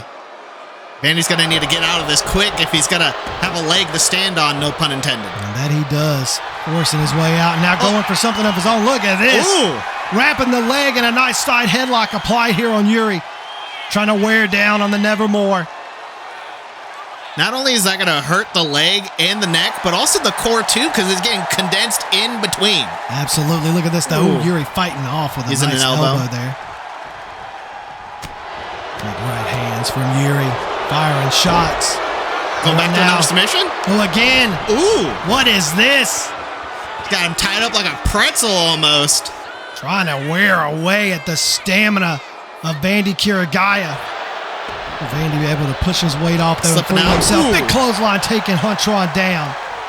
Yuri trying to crawl away to catch his breath there. Vandy sizing him up, coming in hot. Big senton. Connects. Like a cannonball into that turnbuckle. Into the cover, shoulders down. Just a 2, though. It's going to have to take a lot more to put Yuri down, especially that he's the Nevermore now. Shedding the last remnants of the Yuri that we knew. Head scissors applied by Vandy, but Yuri able to throw the weight around and muscle his way out. Gonna fight back on Vandy. Now you gotta think too, whoever wins this matchup qualifies for the Elimination Chamber. They're gonna be in there with Dalton Thunder. Whoever wins the World Championship matchup tonight between Silvera and Strider, and now Trey Mercer. That's 4 participants that are automatically gonna be in that matchup. The other 2 we're gonna have to wait and see play out on the road to Sinister Intent. Who is gonna join and be that 5th and 6th man in those chamber matchups. You got to also realize, too, that whoever wins this will be their first World Championship opportunity. That's true. Both of these men have not had a World Championship opportunity. Going after the fingers. Yuri again trying to wear down slowly on Vandy. Trying to take him out piece by piece. Vandy fighting a way out. And now, just letting some of that rage out. Big headshots. Big closed fists to Yuri. And now, Vandy again. Both of these men trying to wear one another down. Not on just their physicality, but mentally. I was just about to say, this one is as physical as it is mental. Yuri maybe cut right there. Somewhere on his face. I couldn't really see, maybe above that left eye, but a nice roll up from Yuri right now. Trying to put this one away quick, but no. Looking a little angry at that, too. But Vandy catching Yuri as well. Wrapping him up into a roll-up. Shoulders down. And you got to think Yuri could possibly be the favorite in this matchup by just a little bit, but either one of these men could be the underdog going into the Elimination Chamber. And, of course, Yuri resorting to those dirty tactics, raking the eyes of Vandy Kirigaya. I don't like this side of Yuri. Yuri coming off. Big chop of the turnbuckle, throwing Vandy down. He's not done yet. Off of the ropes again, and a drop kick to the side of the skull. Like, Yuri shouldn't have to resort to irates and cheap tactics to win. Well, he's never had to before, but this new persona, this new version of Yuri will seemingly do anything to win, whatever is necessary. He doesn't care about the faithful anymore. He doesn't care about his friends anymore. This Yuri is a cold, calculated, vicious individual. He's lost himself, plain and simple, but the fact is he thinks he found what he was looking for by doing everything that he said he would never do. Raining down the elbows on Vandy right now. And just raking the face of Vandy. The disrespect. And now gloating for it, too. Unbelievable. Yuri doesn't care anything about the people's opinions anymore, his peers' opinions. It's only about him at the end of the day now. Big shot by Vandy there, trying to fight back out of the turnbuckle. With a nice flurry of strikes. Off of the ropes, coming in hot, and getting caught in a power slam by Yuri right there. A little bit of taunting, but into the cover, leg hooked. And close, but no. It's just, it's sad to see this is what it's come to. Like, now he's fighting somebody that he trusted, that he said he loved at one point, just because he could, because he wanted to. And now it's in his way to get a world championship opportunity. It's just sad, Nathan. It's sad. Yuri right now trying the Irish whip, though, getting reversed. Pulled back into Vandy. Nice backbreaker. Trying to take the offensive back here. Going to the top rope. High rent district. Will it pay off? And it does. Big headbutt. Straight into the cover, wasting no time. Hooking the leg, too, but no. Again, Yuri powering out. Yeah, Vandy's going to have to stay on the attack if he wants to not only win this match, but save Yuri Huntron. I don't think this could save Yuri, even if he takes the loss here tonight. In fact, that may end up worse. Another close 2 count there by Vandy. You know, it's just wishful thinking on the part of Vandy, in my opinion. I think Yuri doesn't want to be saved. I think it shows case in point. And now, I don't know if we'll ever see that old Yuri Huntron again. Right now we're seeing Yuri thrown over the top rope, and Vandy looking for one of those patented tope suicidas to the outside, and it connects. High risk, high reward. Sin City feeling Vandy Kirigaya. Vandy seemingly on fire right now. He's got to try to stay in the driver's seat in this one, though, and he's looking to take some of that aggression out on the outside here. Yeah, he's got to keep that control. Draping him over the barricade. Oh, look at this. Vandy sizing him up. Big knee. We are at a 3 count on the outside, though. Now a 4. Darnell definitely going to utilize these counts. Vandy trying to go up on the barricade there, but Yuri catching him. Got him on the shoulders, and now what the hell's Yuri looking for? Backing up, sizing him up, and right into the barricade.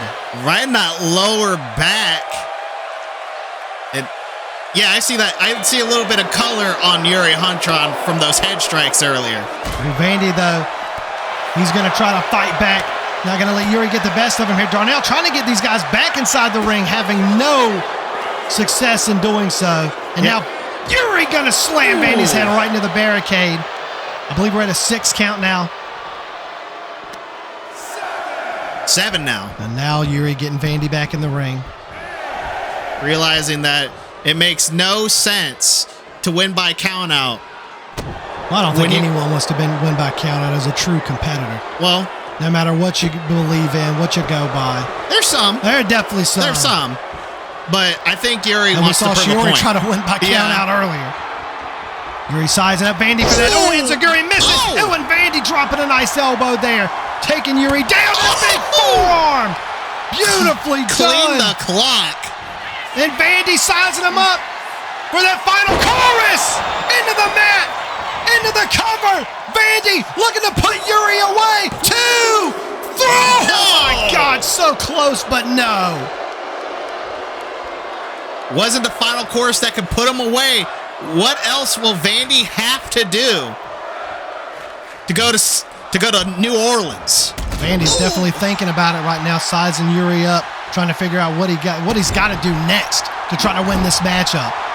Yuri trying to recover in the corner. Vandy giving him no time to breathe, no time to recover. Coming in hot in the corner, big knee there, pulling Yuri back in, and a clothesline takes him down, and Vandy is in control. And that's what he needs to keep. Look at he this. Wants to go. He's modified STF. Trying to make Yuri tap out. He's so close to the rope right there, to that bottom rope, but he can't get it. Nope, he rolls out. Yuri trying to fight back. He's got to try to get back in the driver's seat in this one.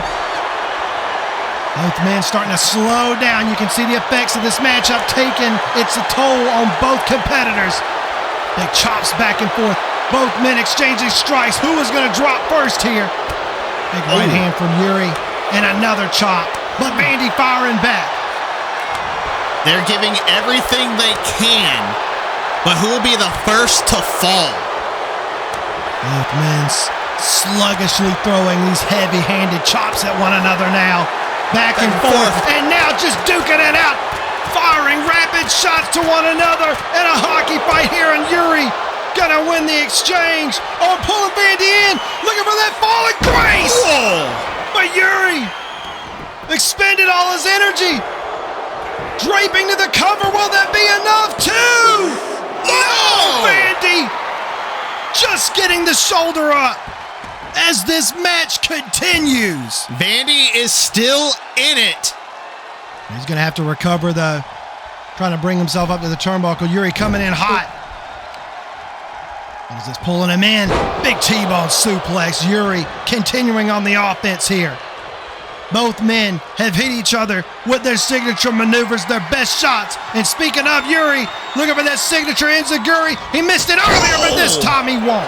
Taking Vandy down into the cover, trying to put him away to qualify for the Elimination Chamber, but no. So close, but not close enough. This isn't a game of horseshoes. Or that's hand for grenades. certain. Yuri's still in control. Dragging Vandy to that turnbuckle. Shot to the head. We're looking to put him up top. We've seen Yuri do this before. He may be looking for a falling grace from the top rope. He's got Vandy. Hold on, wait a minute. Looking for something. Vandy trying to shift his weight out. And he does. Trips him up. Face full of turnbuckle. Oh, and again, that right to the eye. That right to the eye from Yuri. And another falling Grace. Straight into the cover. 1, 2. That'll do it. Yuri raking the eyes. Of course, going down the low road once again. Here's your winner of the contest by pinfall, Yuri Hunter. Taking the low road indeed, Nathan, but it does not matter. That road now leads to New Orleans, to the Elimination Chamber for the nevermore Yuri Huntron. That's right, of course. Yuri will now meet the coach inside of the Elimination Chamber, Dalton Thunder, and whoever is victorious in the World's Heavyweight Championship main event here tonight. That leaves 2 other spots open for the men's Elimination Chamber as well. Well, folks, we've got a lot more action to come for you here tonight at Deadman's Hand, but we're going to take a quick break. We'll be right back. What's up, Adrenaline Junkies? You know, if there's one thing I've learned in all my years of fighting my way up the championship gold is that you're never going to get anywhere without taking a risk or two. Playing it safe has its limits, but there are no ceilings for the bold. So if you truly want to leave a mark, sometimes you'll need to venture to new heights and take a leap of faith. Where you land, well, that's all on you. Trial by flight will instill in you everything it takes to be a successful daredevil. But only if you are tough enough to take the punishment that comes with the territory. Think you have what it takes to soar with the best of us? Sign up for the breakout here on the SWW Patreon today, and you'll have access to the Performance Center, where you can learn one-on-one from yours truly and start building your legacy on SWW Rush. Sound good? Then what are you waiting for?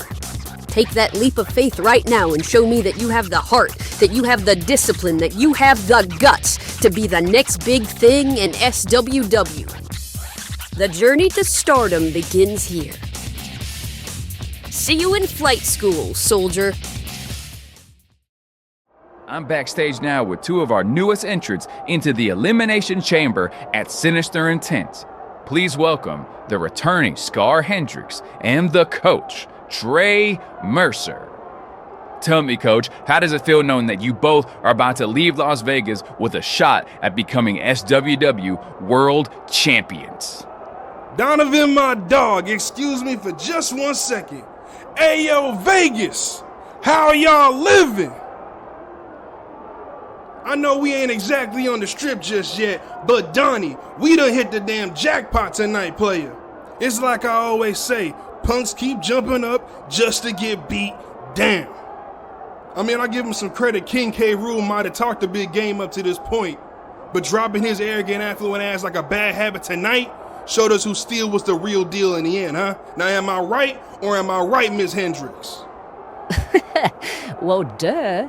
I mean, I'm not gonna lie, I've been waiting to get my hands on that fool and his daft lapdog he has barking around his ankles. I'm pretty glad I picked up when you called for her. I mean, you should have seen how aggy that bitch was drawing PC. She was always bitching about ruining her nails that was supposed to cost $500.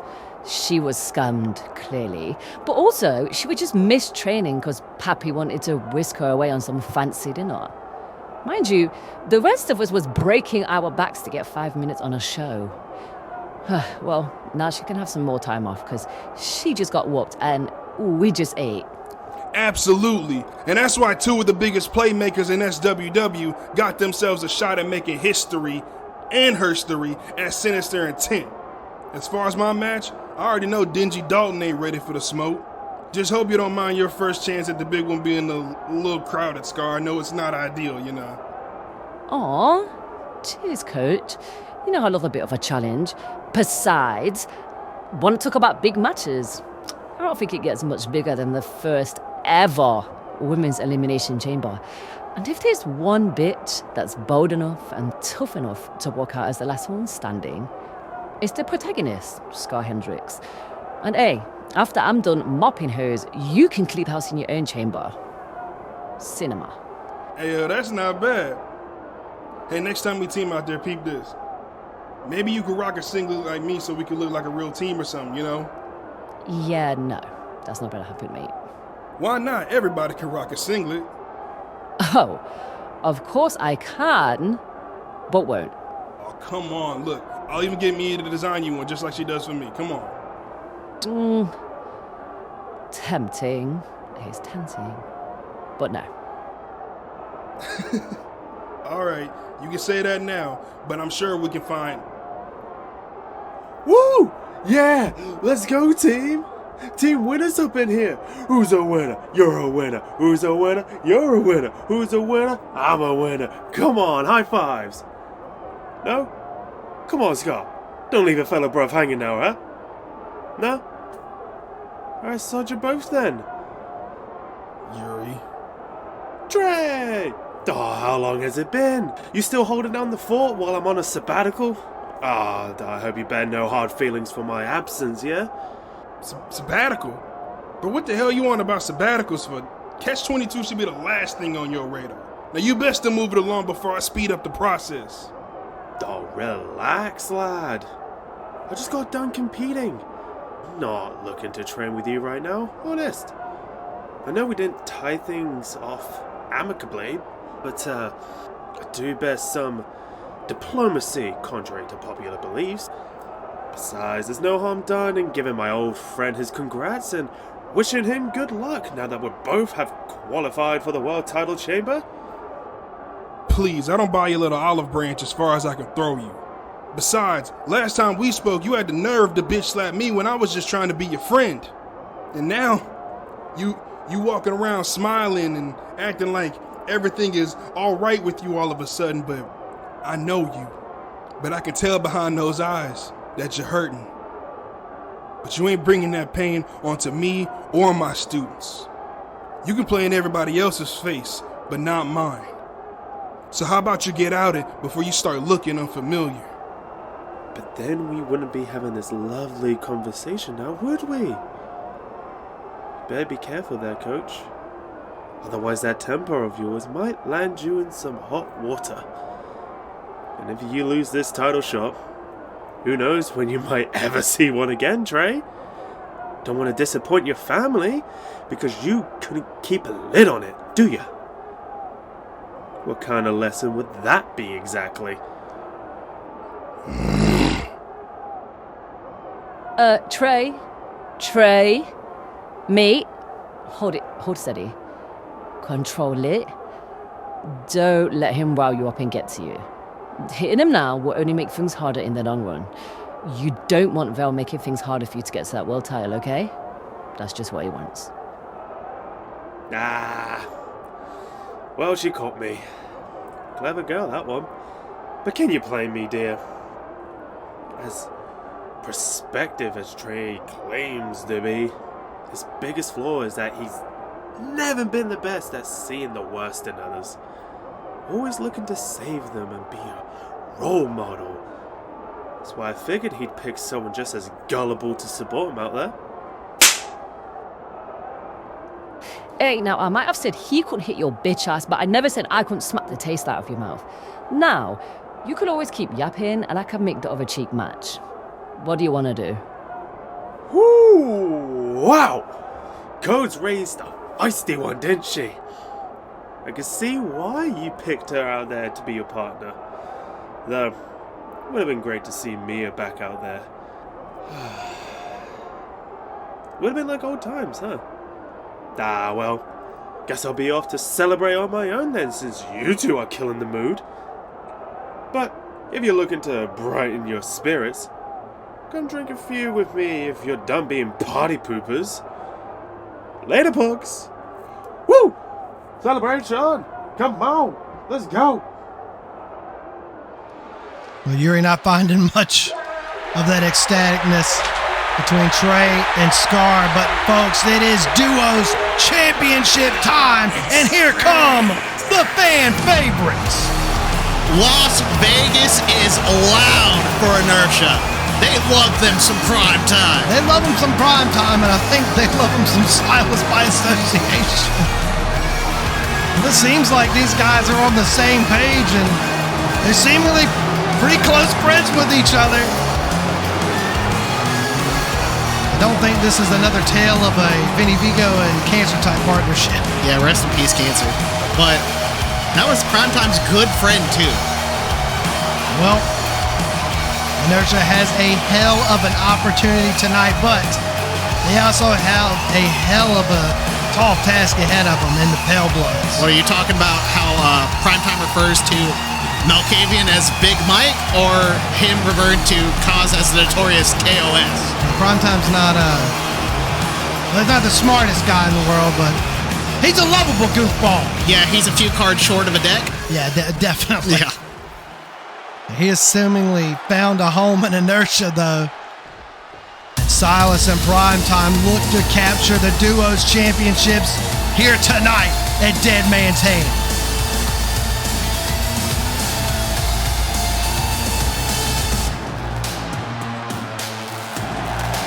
And the Pale Bloods have arrived.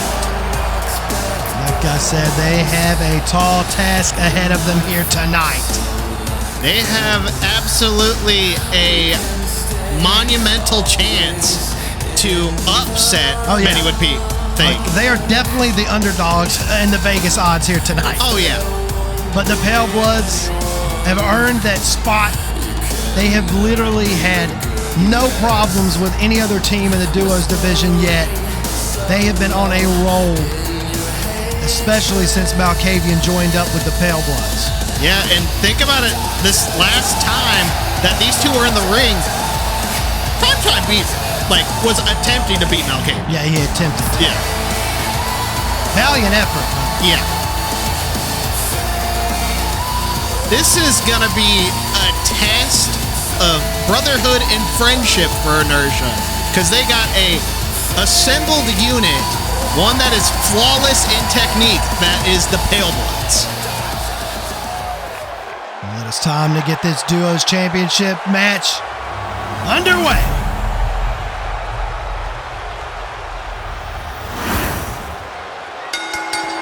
The following contest is for one fall, and it's for the SWW Duos Championship. Introducing first, the team of Silas Birch and Primetime Inertia. And their opponents, the team of Malkavian Lestat and Cause, the SWW Duos Champions, the Pale Bloods.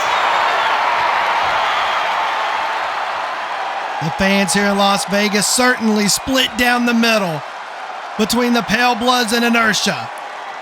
But only one duo can walk out of Sin City with the Duos Division Championships. Now the question is, who's it gonna be? Like we said, Inertia has the opportunity of a lifetime here. But it is gonna be a hard challenge to dethrone the Pale Bloods for certain.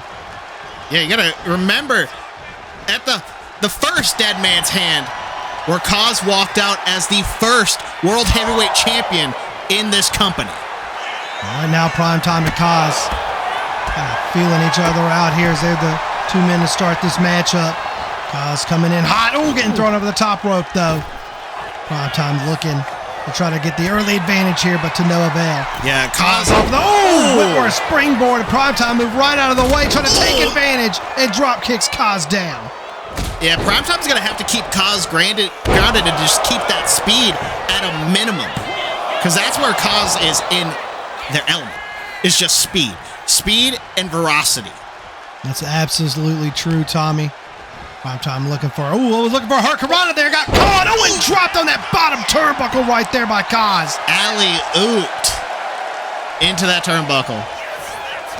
And it's maneuvers like that we've seen Kaz use throughout his entire career here in the VWN. And just trying to take it to Primetime. Look at this, though. Oh, nice straight jacket backbreaker right there. And then Kaz in his element, feeling Vegas. Seemingly in control of this matchup right now. in the very, very early goings of this one. Primetime trying to fight back, though. A few strikes, mixing them up there. Gonna cause down a big fist drop. You got to realize how they got to this point, too. Keep in mind, Primetime hasn't been in inertia that long, and in order for them to get into this match, they had to beat the Heisman. And before that, in order to get this opportunity to fight them in the Heisman, he made them laugh, and that's why he got the opportunity to do so. That's true. Oz kind of looks at inertia, and especially Primetime, as a joke, as a jester, if you will. Yeah, entertainment. Ooh. So far, the Pale Bloods are fully in control of this matchup. And Silas has never competed in duos action. I don't believe Primetime has either in his career before he arrived here at the BWN. These guys are not set up to be a duo. They don't have much experience in that division just yet. They've not worked together that long, and for that matter at all. And you got to also look at it, it's kind of similar to the Pale Bloods as well, because Malkavian wasn't originally a member until On the Verge. That's true, but Kaz has that duo's experience from his career before. You can't forget him and Ace Whistler as a part of Whiskey together. They were a fantastic tag team here in the early days of the BWN. Look at this, though. Kaz trying to roll up Silas there. Oh, but Silas reversing the weight, trying to throw it over, and what it would be a surprise and a shock for inertia to pull out the win here tonight. Silas using the weight advantage to get out of that roll-up. Malkavian has not been in this matchup yet. You got to think, if you're inertia, you want to try to keep Kaz in this match the entire time. But also, Kaz is not a small task. Oh, absolutely not. He's the most experienced out of everybody. He's smaller than Malkavian. Yes. We have yet to see Malkavian lose a matchup here in the entirety of the VWN. Malkavian is undefeated in singles competition and now duos competition. He is yet to lose a matchup here. We've seen him come up all the way from the Performance Center down in Rush. He had a hell of a run there and got caught up to the main roster and aligned himself with the Pale Bloods. This guy is not a joke. He has ran through a lot of the roster here from the VWN. And now Primetime getting back in. Some double team action here. Primetime getting a little into it there. Hang on. I heard that from up here. Did he just say it's Primetime, it's Primetime, it's Primetime? He certainly did. I'm so glad he knows his name. There's one thing he knows. It's his name. Yeah. But nevertheless, now going into that Dragon Sleeper trying to cut off some oxygen. Trying to wear down at the former world's champion. It's Primetime. Oh, but Kaz fighting back with those knees. Escaping that submission, holding a big-time drop kick there, and Speaking of big time, that's Big Mike. Big Mike. Well, but Malkavian's in. Yeah, he is looking to take that aggression out. Yeah, the jokes are over. Jokes have been over the moment this match started. And now Malkavian just clubbing down on Primetime. Just raining the shots down and now just choking him out in the corner. Malkavian did not appreciate being called Big Mike. No, that's not his name. Primetime trying to make it to Silas, but Malkavian cutting them off in the center of the ring, and more of those thudding blows raining down on the skull of Primetime, and Malkavian seemingly taunting at Silas. Yeah, and you got to think about it this way too, and what Malkavian has in height as well as brutality. Look at this Primetime with a big wheelbarrow DDT, taking Malkavian down. Got a 2 count, but nothing more. Man, but like I was trying to say before that, where Kaz has it in the speed and ferocity, Big Mike's got it in the height and brutality. He's got enough of that to go around for everyone. Primetime getting a tag into Silas. Malkavian too busy showboating to notice, and now Silas is in this thing trying to take down Malkavian. I called him Big Mike. Oh my gosh. Am I getting infected by Primetime? It seems like all of the VWN faithful have been infected by Primetime. They love him. Oh, big shot to the head there. Taking Malkavian down. Silas getting this crowd behind him. It is so odd to see that the crowd gets behind Silas after the things he did. We've gone to that previous match where He just lifted it. Big power slam by Silas, taking Malkavian down into the cover, but no. I'm shocked. But like I was saying, because look at the previous match we just had, which was Yuri and Vandy. If it wasn't for Silas, Yuri wouldn't have lost his marbles. And now look at they're this. cheering. Look at this. My gosh. Oh, what a choke slam. Oh. Malkavian just throwing Primetime down, going into the pinfall leg hook, but just two. Bro, he threw him down like cards on a table. Malkavian looking to continue the assault here, maybe trying to get Kaz tag back in, slamming Primetime's head right into that turnbuckle. Yep, making Kaz the now tag back to in. Kaz, throwing him in. Ooh, nice knee to the rope. What is this? They've still got something lined up here. What's going on? Throwing him in. Oh, that! Oh my God! Tarantula super kick combination from Kaz and Malkavian, and the Pale Bloods are in full control right now. Kaz sizing up Primetime for something, coming in and a big, huge DDT. Into the cover, too! Oh, Primetime just gets the shoulder up. Dude, that DDT is brutal. It was a super to dazzling darkness, if you will. Yeah, absolutely. Now Kaz back into it. We started off this match with Kaz and Primetime, and we are now back to Kaz and Primetime. Primetime is getting whooped up right now by Kaz. He needs to try to get back into this match somehow. Ooh, big shot to the head. Primetime over to the outside, looking to fly, and a nice Hurricane Rana to the outside from Kaz. And it is all Pale Bloods right now. And speaking of, Kaz is on the barricade, about to launch himself off in a big moonsault. High reward for Kaz with that moonsault off the barricade. Kaz once again feeling Vegas. It is all Pale Bloods right now. I got to give credit to Primetime. He hasn't given up. To the top. Oh, I think he was maybe going to be looking for the Gurren, but Primetime got up and misses that drop kick. I'm surprised he had the distance to make it. And now Primetime takes him down. Tilt-a-whirl face buster. Into the cover, leg hook, but just two. And Primetime trying to get back on the offensive here with that one. Primetime's got heart. And he's got plenty of that. Oh, yeah. No brains, all heart. Yes. That's Primetime. What is this? Oh, and Kaz back. Silas firing off some shots. Off of the rope, and a nice shot to the head there. Good duos work between Silas and Primetime. Silas under the cover. And still just two.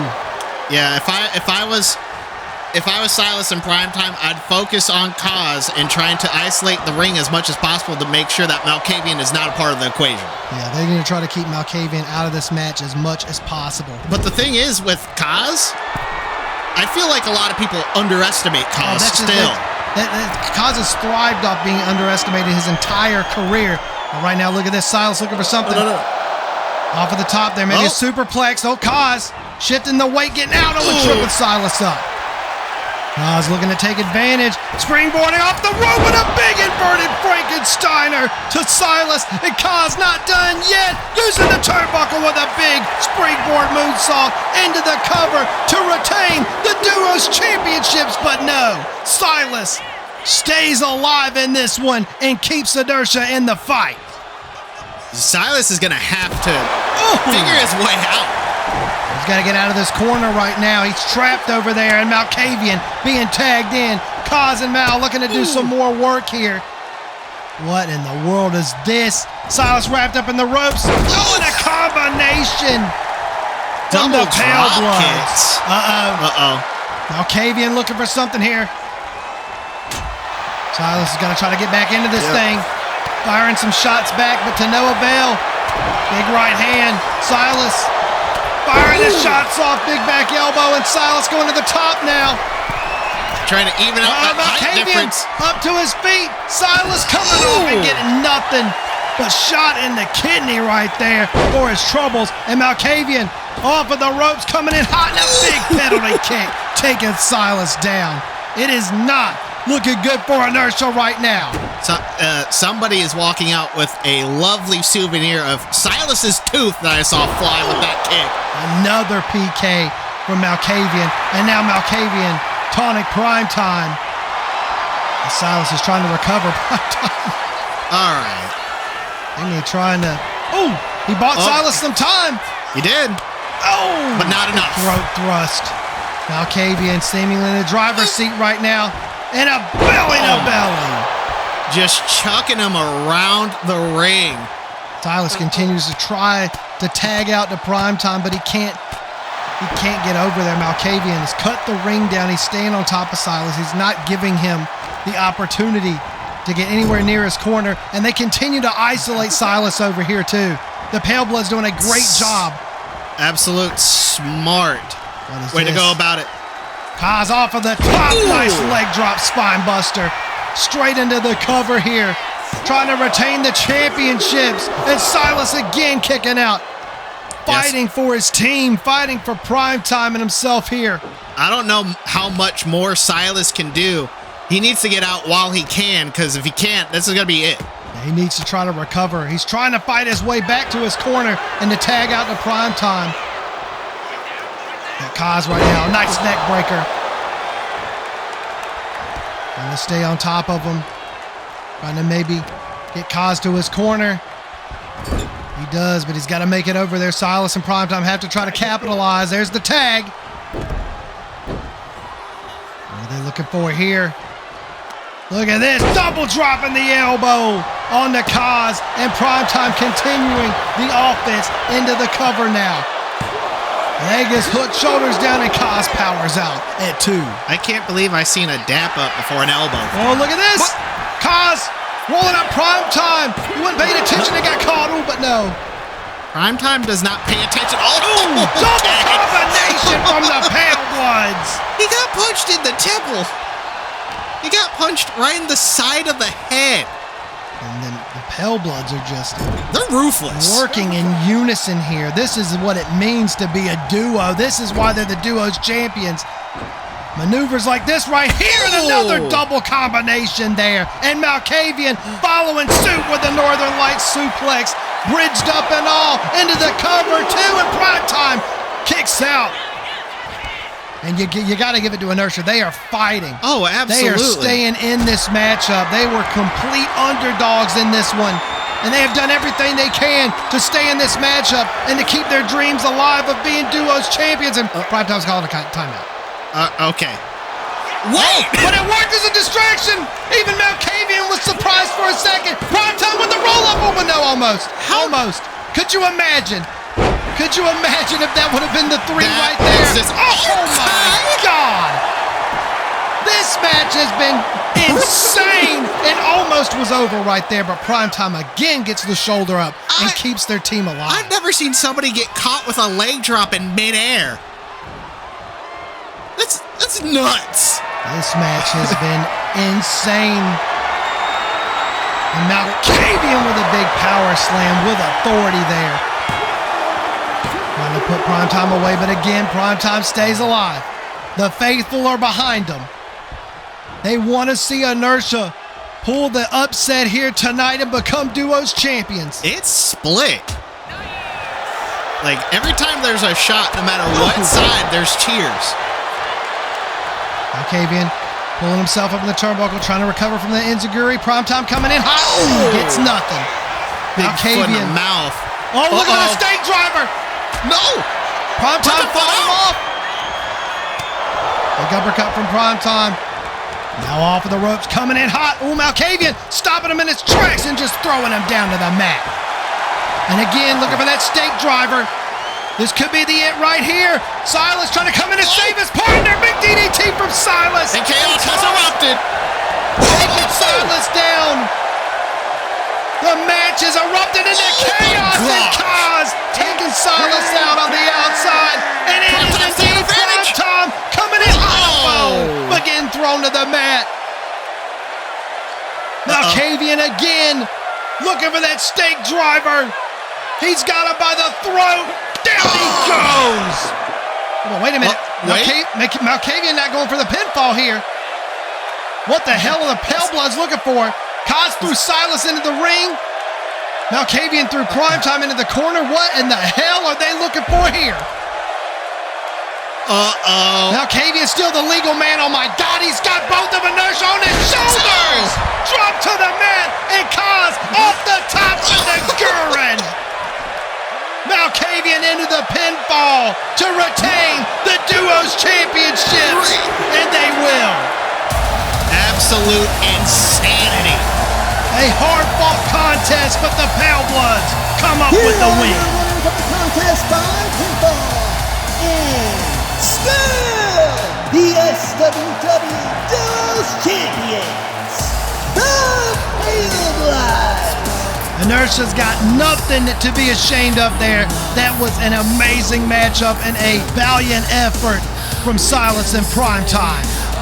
Their hearts were in it, but it wasn't enough to get the victory. The Pale Bloods have walked out once again, Duos champions. Well, Tommy, I guess you could say it just wasn't in the cards tonight for Inertia.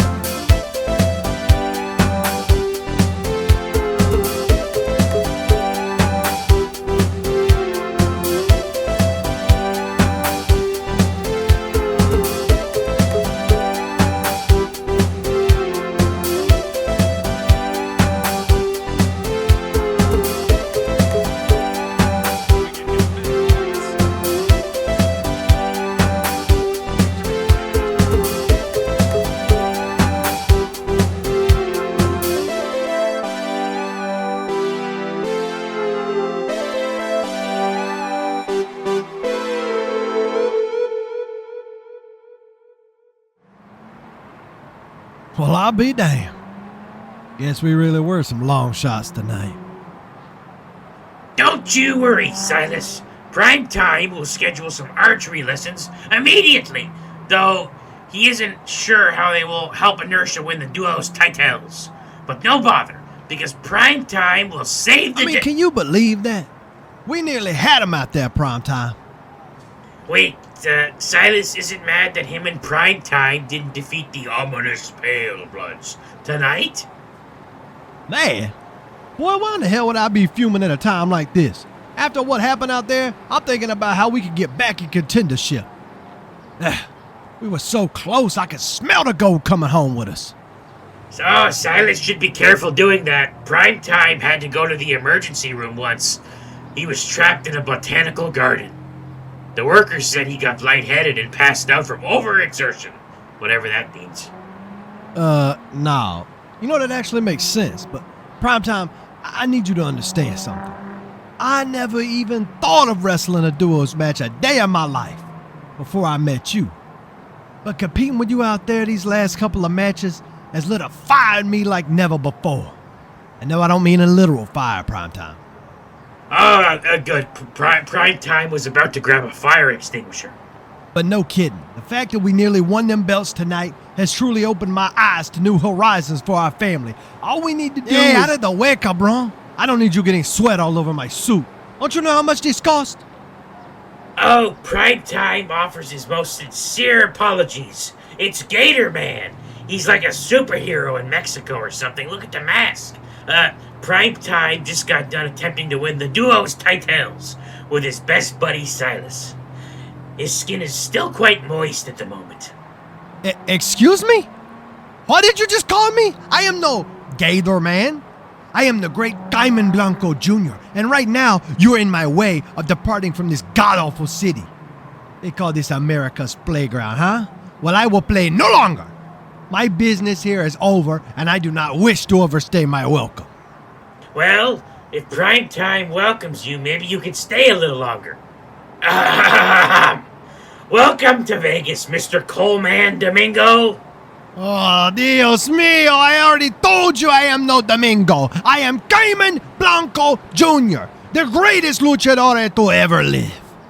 How dare you continue to disrespect me in my face? I am the leader of a wrestling dynasty made through conquering everything my eyes gaze upon. And as a conqueror, that means peasants like you should be marveling at my every beck and call. Now hold on just a damn minute. Don't you walk around here telling any of my family that they are peasants or servants to men like you. We are all children of this earth, and the only conqueror we serve is Mother Earth herself. So you can take those false riches of yours elsewhere. Not servants, you say? I tell you what, since we are still in Las Vegas, I am feeling like a, como se dice, gambling man. Primetime loves the Allman Brothers. The who? Oh, they are one of Primetime's favorites. He has all their albums on vinyl. Primetime hasn't played them since moving to the compound yet. He's just waiting on Damo to buy him a record player. But he said he has to finish crunching the numbers on how we could pay for Moonbeam's medical bills. Still, not sure how you can make numbers exercise, but Damo sounded serious, so they must be important. Now about the Allman Brothers. Primetime is happy to loan you some of his records, but he does have a strict 7-day return policy. Listen here. I do not know or care about your funny little Allman Brothers, cabron, okay? I'm a busy man, and right now, I'm trying to make you a proposition. So stop wasting my time, estupido. Hey, you don't get to call him stupid, okay? He don't like it when folks call him that. Oh, is that so, eh? Then how about I call him El Adversario instead, huh? And just what in the blue hell does that mean? Well, what it means is tonight, I offer you a lucha de apuesta. Oh, that sounds like it would give Primetime heartburn. Ugh. No, not at all. In fact, it is a simple match. A little mano a mano on the next adrenaline between myself and you, Time Prime. Actually, it's Primetime. Hold on a second now. You want to wrestle against Primetime? Of course! I mean, he did mention your friend has been extremely busy managing and money, and I know it's the urgency of keeping a stable home and an empire, and that's why I believe I can improve your current financial standing and make sure you take care of your numbers as it is. So to put it bluntly, if you can beat me, I will help you save the day. Really? You would do that for Primetime and his friends? But you see, the thing about me is I do not like to wrestle for nothing. I need something worth my while if I am to compete. So here's my apuesta. If you win, I will donate the money to pay for your muñeca's medical expenses. But when I win, you must forget all about inertia and serving your Mother Earth, because you will become mi mayordomo hasta su muerte. My own personal servant, available 24/7. Oh, now you must be out of your goddamn mind. Ain't no way in hell I'm gonna let Primetime leave us just to come work for a yuppie like you, and he never agreed to something like... Primetime will do it. Huh? Primetime, you can't agree to a deal like that. There's no way this glitzy gator is gonna keep his word. Silas, Primetime isn't sure about everything this sharp-dressed man is talking about. But all he heard is that his family needs his help. Primetime knows that Moonbeam hasn't called him her friend yet, but he wants her to like him and see how he can help Inertia. Primetime may not have a lot of riches in the world, but Primetime would do anything to make sure his friends can come back to their home, even dealing with some scary pesto.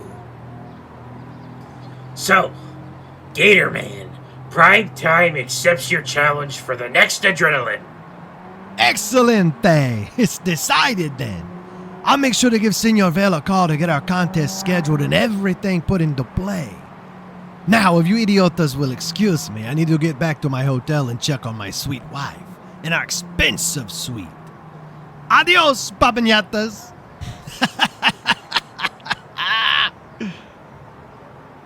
Oh boy, I do not have a good feeling about this. Whatever Cayman's got planned, I don't got a good feeling about that. You and me but both. Ladies and gentlemen, it is United States Championship time.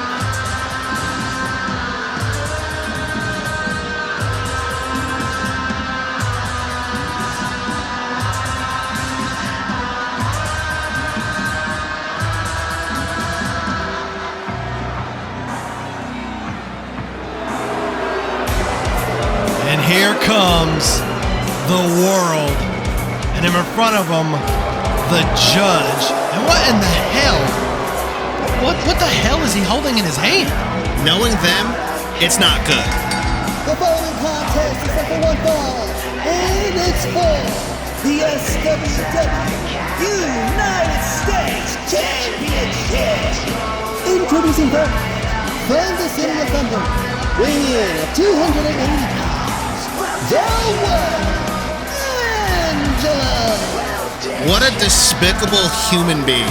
I just have to get that out of the way right now. I'm still trying to wrap my head around what the judge has in his hand. He's carrying it to ringside here and into the ring. What other mind games do these guys have in store for Garo here tonight? You know, both of these men, it's gonna be low. I'm just guaranteeing it's gonna be super low. Goddamn urn? It is. That's got Garo's name on it too. More of the mind games from Angelo, and still, whoever the hell this judge is. Whoever he is, he's despicable. Whatever this is the guy who's handed Angelo the playbook on Garo. I don't know. To be associated with Angelo, he's got to be the same kind of low. A piece of crap? Yeah, I know. The fans here in Las Vegas chanting for the United States champion. And he is here and ready to kick the world all over the streets of Sin City. And his opponent, from Kings County, New York, weighing in at 321 pounds, he is the SWW United States champion, the final Hulk, Garo. One thing is for certain, Tommy, these two are about to kick the living shit out of one another. Yeah, he just you flipped can them tell off. right there. Oh my God! Wasted no time at all. He ain't even got his jacket off. Garo is fired up and ready to go. Look at that! The judge is running right towards him. Gets a boot for his troubles. Garo taking down Angelo and the judge. This match isn't even started yet. Well, we knew this was going to go 0 to 60 real quick. Oh, yeah, absolutely. And right now, Garo attacking Angelo on the outside here. Looking to inflict some damage before the match even gets underway. Got him draped over the barricade. What's he? What is Garo looking to do here on the apron? Angelo dropped to the barricade and a big leg drop taking him down. Bear-sized leg drop from the apron. And Garo now throwing Angelo in the ring. We haven't even got a bell going. It's already broken down. It looks like both men going to make their way inside of the ring right now. There won't be any title championship introductions for this match. Oh, no. There's the bell. Garo already off. Nice drop kick. And he is immediately staying on Angelo. Wasting no time at all. He's got the world by the balls, but oh, wait a minute, no. Angelo reversing here. Oh, wait, what the hell is this? Oh, my God. Oh, my God. Oh, my God. He dropped him on his head, Nathan. He just... God, Garo, are you okay? Can you hear me? Brutal sit-out pile driver on Garo. Can you hear me? He's not moving. There's no U.S. title match. Garo may be seriously injured. He might have a broken neck after that. I mean, that was bad. Oh my God. Look at him. He's snarling in the corner. And now the judge is up. Garo, we need to figure out if Garo's going to be able to compete here tonight. I mean, that was... We need to get somebody down here. That was nasty. Wow. Angelo going for the cover. No, come on now, not this way. Oh, yes. Garo. There's still life in him. Gets the shoulder up. That was your chance. That was your one out. I tried to be merciful with you, but you're too stupid. From here on out, this is on you. Oh, this piece of shit right here. What is this now? Is Gar even going to be able to continue this matchup? His eyes are glazed over still. Now Angelo looking like an insult to injury. Come on, man. He's a human being at the end of the day. And a DDT spiking him into the match. Jeez. God, this is bad. This is heinous. This looks bad. I mean, this looks bad. I mean, I don't know if you should call this match off or not. I mean, this you got to think about your career at the end of the day. You got to live to fight another day. I mean, I know Garo is one of the most resilient superstars on this roster, but Angelo is going to show no mercy. And he's just looking to try to pick Garo. Oh my God! And again dropping him on his head. Oh jeez. God, you could hear Garo just agonizing in pain, and Angelo not gonna let up. Oh my God. Darnell needs to step in and call this match off. Wait, this match needs to be called off right now. I just Before noticed something serious happens, and again just dropping Garo right on his head. And Angelo into the cover. For the love of God, Garo, don't kick out. Please let the fight end the day. Oh my God. Garo is continuing to fight, but I don't know if it's worth the cost. Is it worth the cost of your health, your future, not only in your career, but in your life? I mean, he's got a family. Look at Angelo, of course. Oh, just raking at the eyes there as if you really needed to. And he's going to continue this beat down. Nathan, I just noticed something that Angelo's wearing on his tights. Is that him as a warden? And I think that's the Attica State Police badge. I hadn't been able to get a good look at it, truthfully. I'm really not in the right mindset right now. I'm really worried for Gar's safety out there. I mean, this is getting uglier by the second. I mean, they're all competitors at the end of the day, but they're also human too. And Angelo's not going to take that into account. No, big German just dropping Gar on his neck again. Angelo's still a hold on Gar. Oh my God! Oh God!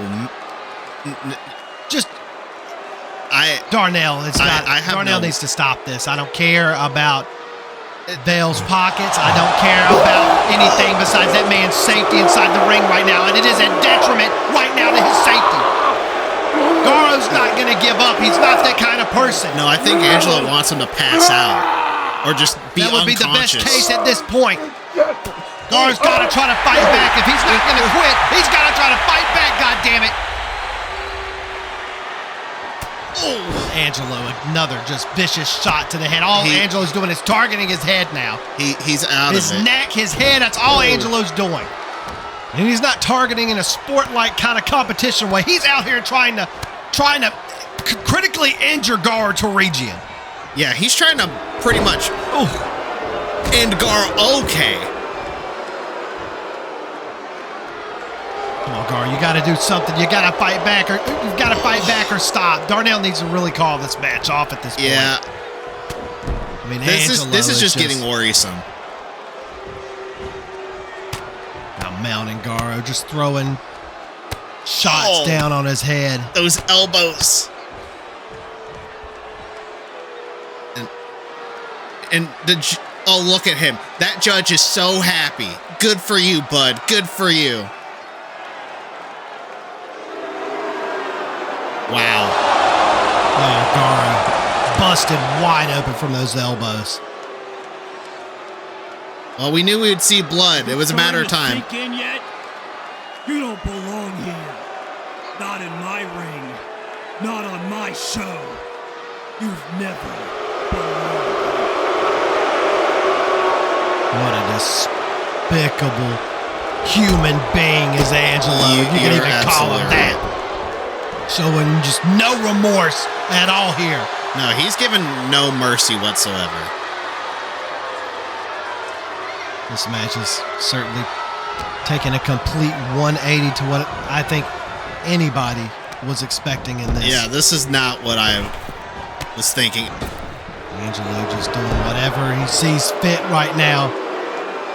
Trying to incapacitate Gar more, and again, a drop to the neck right there.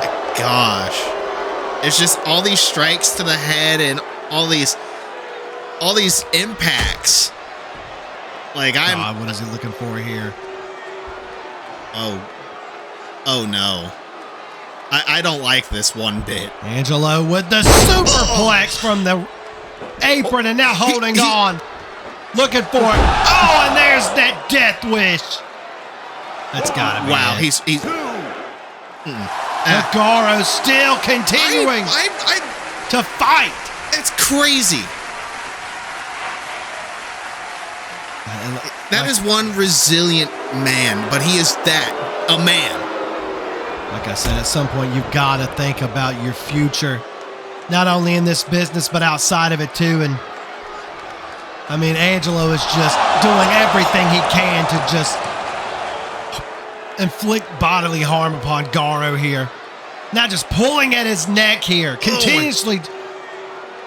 Angelo's using moves we've never even seen him think about before. Just trying to hurt Gargano. Just trying to rip his neck apart piece by piece. And look at him right here.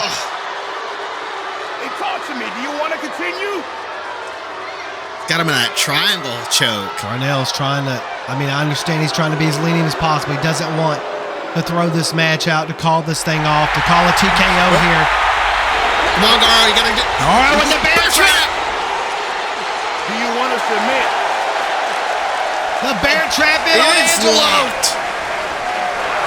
Tap out, you son of a bitch. Tap out. Please do it in front of the judge. I want to see you both cry. Oh, look at this. He's got to make it. He's got to make it again. Angelo trying to get to the ropes, but Gargano, he's got that ankle. He's got it cinched in tight. Angelo trying to roll out again.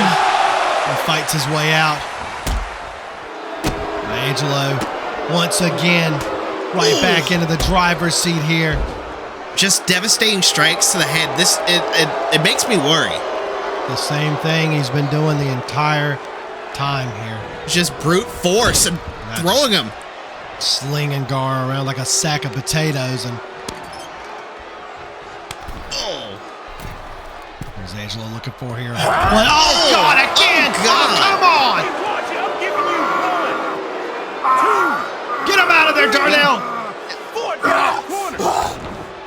Good God. Oh, man. That's disgusting. Angelo doing anything he can to try to put Gargano on the shelf, it seems like. I hate to look at it this way. It's like watching a guy hunt a maimed grizzly. This is terrifying. Darnell now at a 3 count. Trying to get these guys back inside of the ring. Oh, and again, just dropping Gargano on the barricade. You gotta also remember too. Remember on the verge where he got thrown in that exact same spot with the Blood Eagle on the barricade? Oh my God. Listen to me. I can't in good faith allow you to continue the match unless you can show me you can continue. You see how okay I am by kicking your ass? Don't you stop it, Darnell. Don't stop it. What? Gargano said not to stop it. I mean, God. I understand you don't want to lose the championship. You don't want to lose the match, but God, you gotta live to fight another day. God damn it, Gargano, you gotta live to fight another day. And the camel clutch. Angelo just pulling at Gargano's neck here in this camel clutch. He's trying to rip his head off. God, can you imagine Gargano's neck right now? Oh my! Oh no! I don't even want to. Gargano's trying his damnedest to fight, but oh my God! It's every time he gets out, he has something. What is he? Oh my God! Oh, now shots raining down to the back of the neck. This is sick. Oh my God! This is sick. Okay. Oh my God! Darnell wanted to call the match off. It should be called off. God damn it! I don't. That's the heart of Gargano. He doesn't want to surrender. At what cost? He can't keep going like this. Angelo's going to do anything in his power to put Gar on the shelf. Got him by the... Look at this. Oh my God. Just Falcon Arrow. Throwing him down. This is... Angelo just having a fantastic time out here. He's having a blast. He's having a blast. Judge is over there having a great time watching the whole thing. Gar can come to we're watching a massacre. This is horrific. This is gruesome. This is barbaric. This is sadistic. Oh, and Angelo running into him, and now what is this? On the shoulders of the world. What the hell is Angelo looking for here? Oh, God! Ushika-roshi, and he's not even done yet. A tiger suplex. Angelo's willing to do anything that he can. Jesus to try and break Garo's neck. Jesus Christ. This is starting to become more and more uncomfortable. Yeah. I mean, I get it that Garo doesn't want to quit. He doesn't want to give up not only this match, but his championship. But you got to try to live to fight another day before something bad really, really happens. Bad than we've already seen. Yeah. This is just sleeper. Oh my gosh. I think he's just trying to make him pass out at this point. Fade away. And once you're gone, I'll be a better brother to your sister than you ever were. You sick bastard. Come on, Garo! Fight! Fight! Do it! Oh my God! Straight of the final horse! Claim! You son of a bitch! That's it! Come on! 1, 2, 3! No! Good Lord! All right, Garo. Oh my God! It took everything out of him. It took everything out of Garo to hit that Huntsman's dream. That's got to be everything that Garo's got left. Yeah. That has to be. I mean, it took everything for him to deadlift Angelo up like that. And it still wasn't enough for the 3. Somehow that bastard still kicked out, still survived. We got to take another look at this right here. Angelo had that dragon sleeper in. He was taunting at Garo, talking about his sister, and he rolled through. The sheer will, the sheer emotion, the sheer strength of Garo Torigi in the heart. And it wasn't enough to end this nightmare here tonight. I just can't believe this. This is absolutely insane. If there's anything to take out of this match, it is the heart of Garo Torigi. 100%.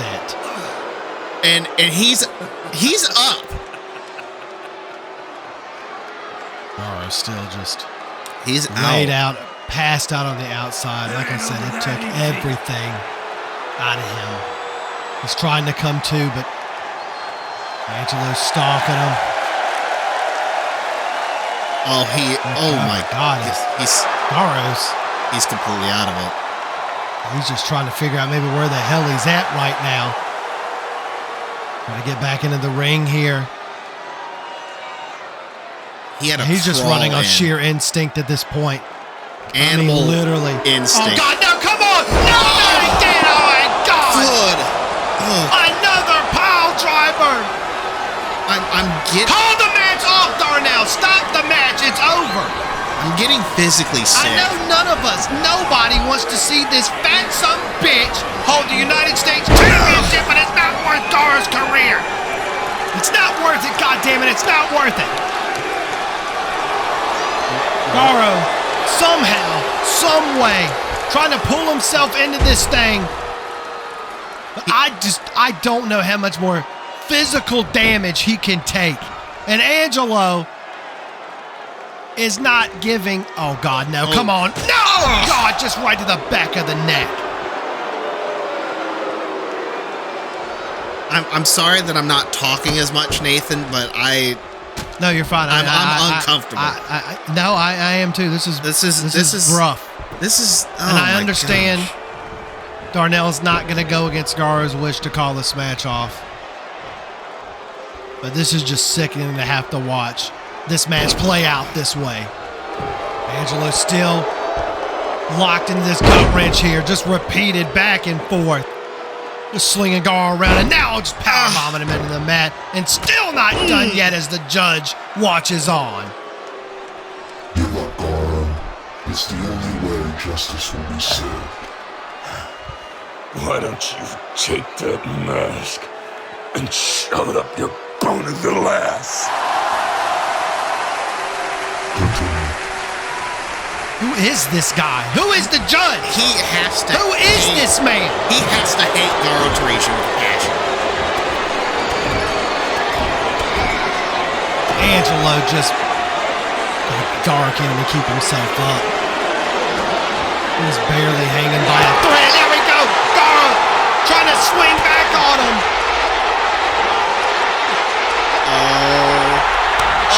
Tear him apart, Garo. Tear him apart.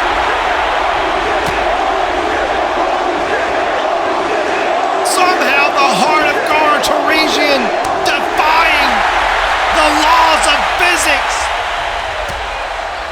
The sheer will to compete, to fight.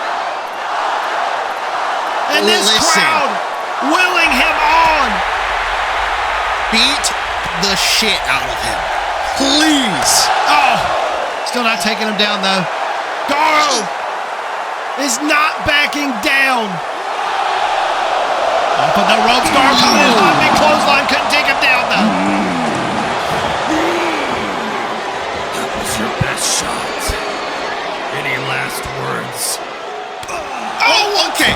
Oh my God, what a headbutt from Garo.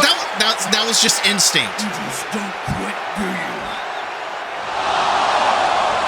Oh, but he busted Angelo wide open, but with all that damage to his head and his neck, he shouldn't have done that. But like you said, I mean, it's instinct.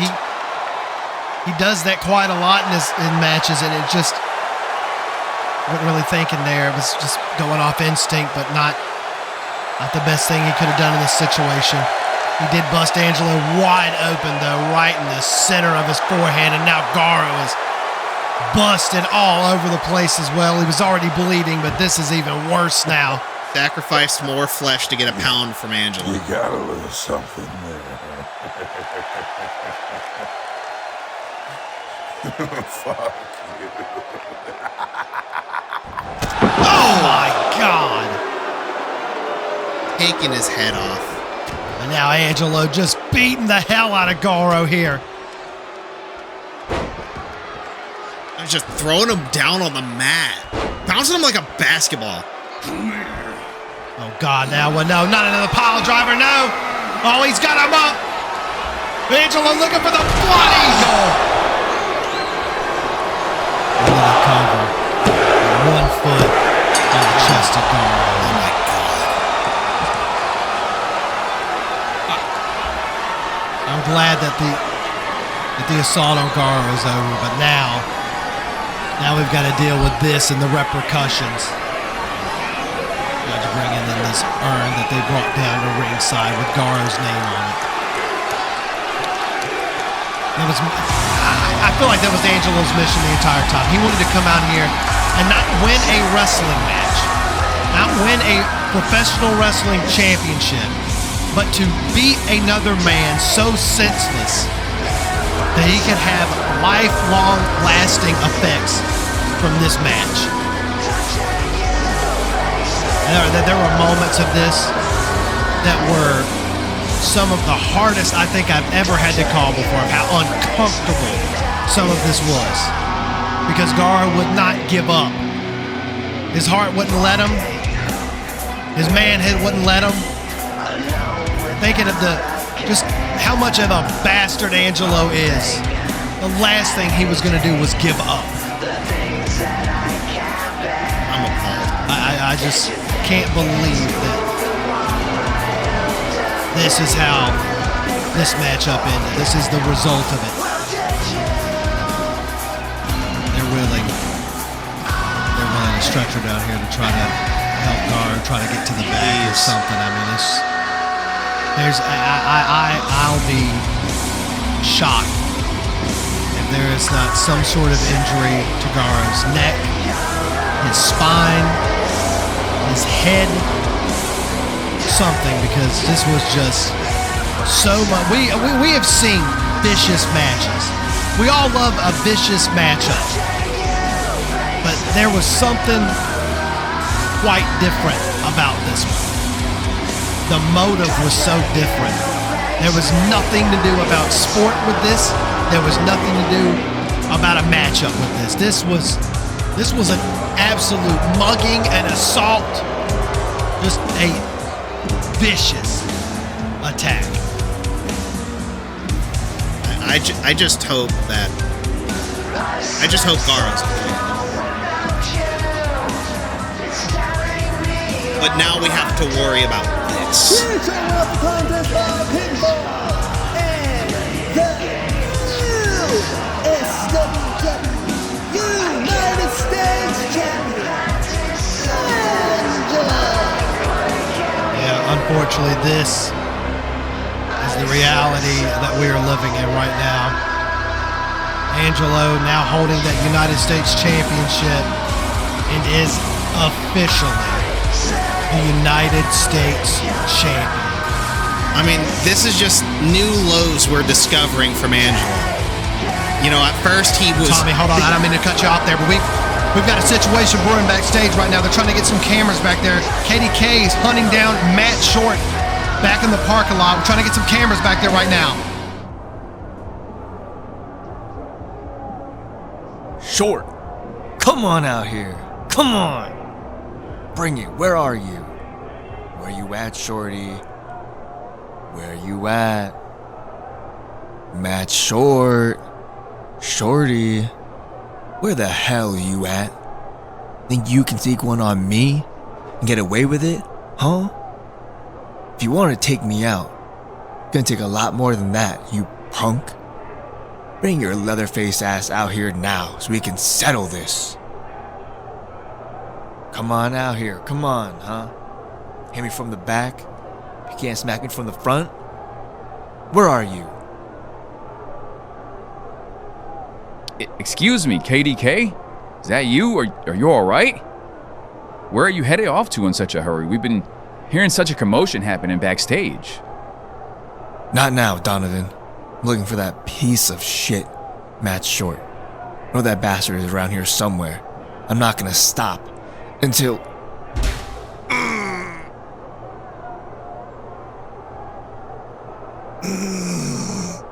Motherfucker.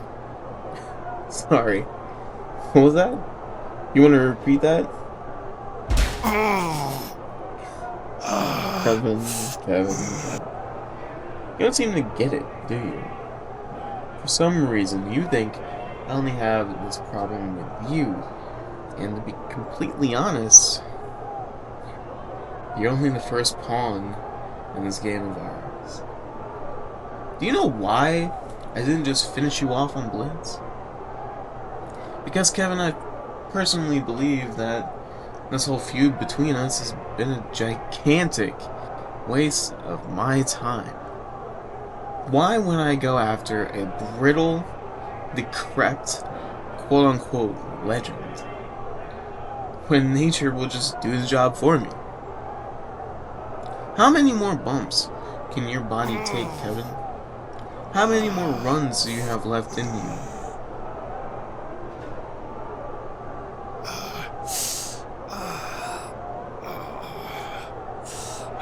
Kevin, to me, I see you as simply past your prime. You, my friend, if I could refer to you as such, saw SWW rise with this new crop of talent, and you just decided to get in when the getting's good, right? Knowing the history you have with this company, primarily the ones at the top of the card, you saw yourself at the top of that mountain with all of your friends that stuck to the grind for the past several years. And no matter how far you fly to try and reach that peak, You always fly just a little too close to the sun, don't you? Where you fall and fall and fall and fall and fall again.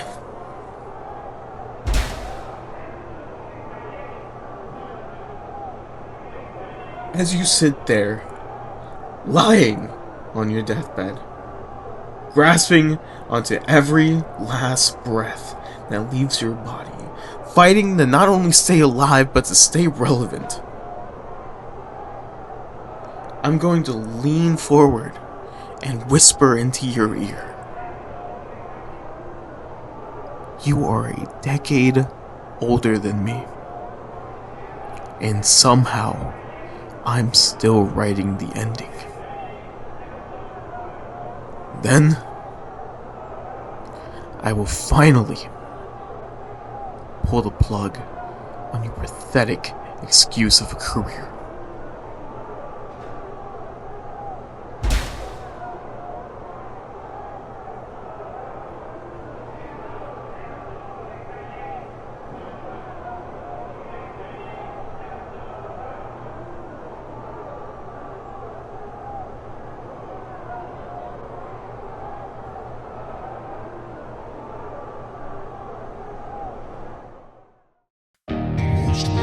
Structure in SWW returns.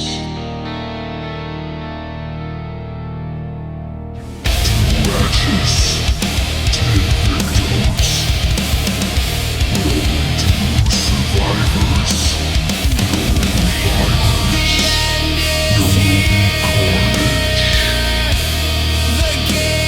Inside.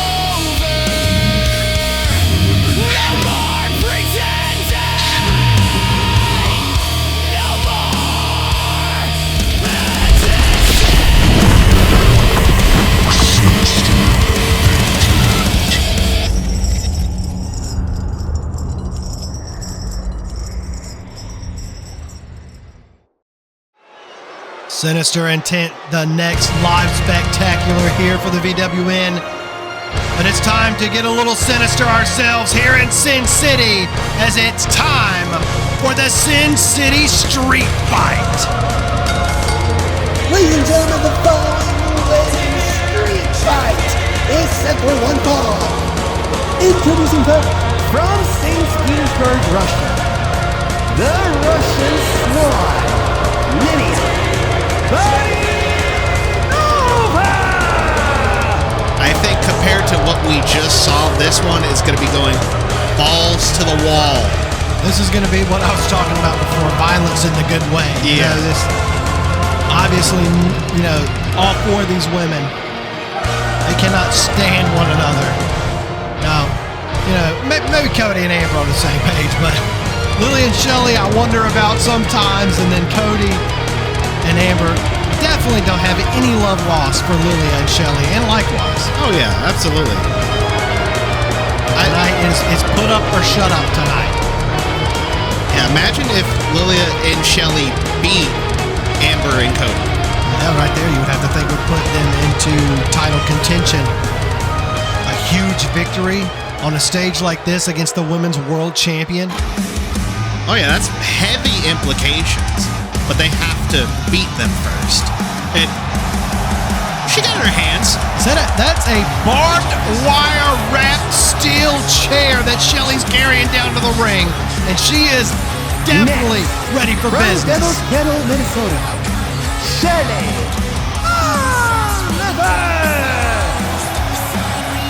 Well, she's armed. Armed and dangerous, to say the least. There is no telling what these women are going to pull out tonight.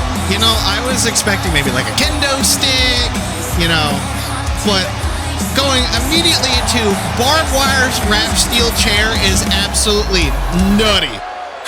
And she just tossing that to the outside. She's saving it for later, that's for sure. Oh yeah. You gotta save the best parts for later. Oh yeah, you can't just walk up to the blackjack table. Let's start with the penny slots first. Oh yeah, absolutely.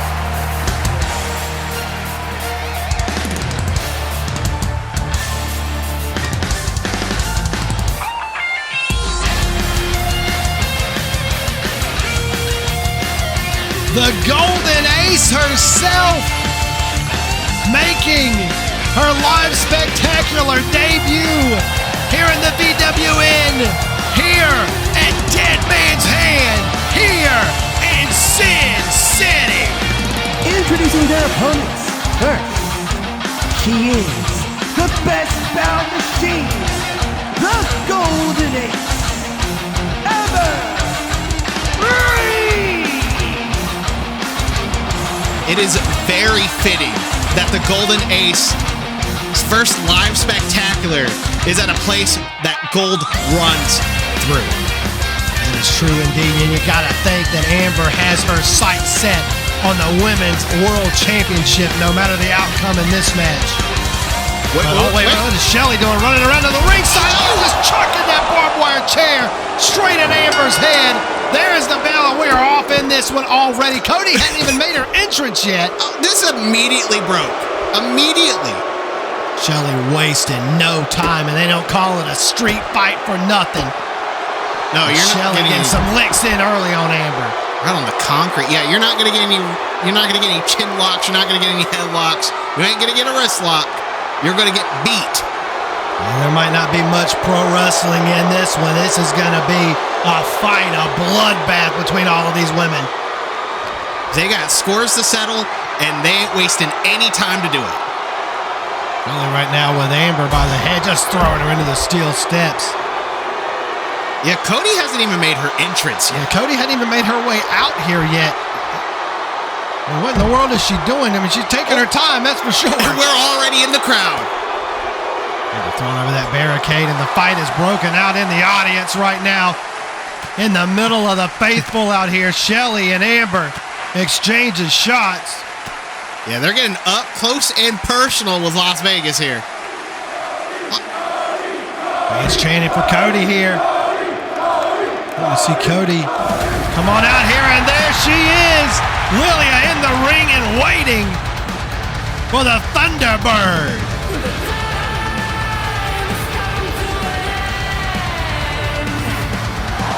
Oh, and she's not coming along. Next, from Hornaby, Oklahoma, she is the SWW Women's World Champion, the Thunderbird, Cody. She's got a trash can full of weapons. She's got everything. She's got a crutch. I see light tubes, a hockey stick, and a barbed wire guitar. And that's not even counting the trash can itself. Lily, I'm wasting no time. Kind of get the jump on Cody. Shot over the back of the head. Both women gonna exchange strikes here, and it's almost like a club in here. Cody's entrance music hasn't even stopped playing. Going back and forth, and there's Shelly and Amber. They're up near the stage. Definitely a different tone for this match here tonight. Amber and Shelly just out here near the stage, like you said, just exchanging strikes with one another while Lilia and Cody do the same inside of the ring. It's like a scene from a Marvel movie or something. This is all out pandemonium, and we got a hockey fight in the ring. We promise we're not going anywhere, guys. Going to start producing Marvel movies, okay? Oh, big forearm shot to the head from Cody. Lilia on one knee, and big enziguri from the Thunderbird taking down Lilia. What is the champ looking to do? Oh, she's got her hands on that barbed wire guitar. Yeah, and I don't think she's going to be trying to play smoke on the water on that thing. Oh, my God. Cody with the guitar smashing it over the skull of Lilia Baranova. And this crowd here in Sin City is hyped.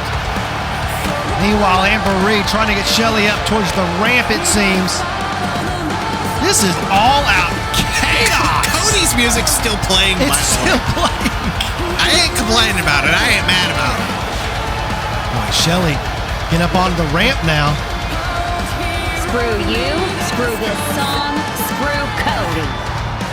All right, Wait a minute. She told us how she felt, that's for damn sure. Shelly going to, I think, put an end to this party. Oh, Lilia from behind, just jumping on the chair. Oh, Lilia's already lacerated too. Oh yeah, she's busted from that guitar shot. Shelly now back in Gorilla.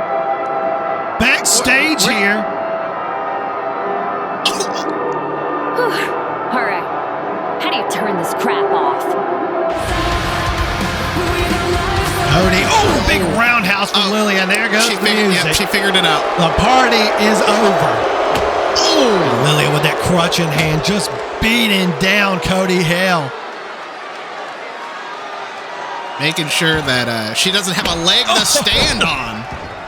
Using that crutch. Ooh.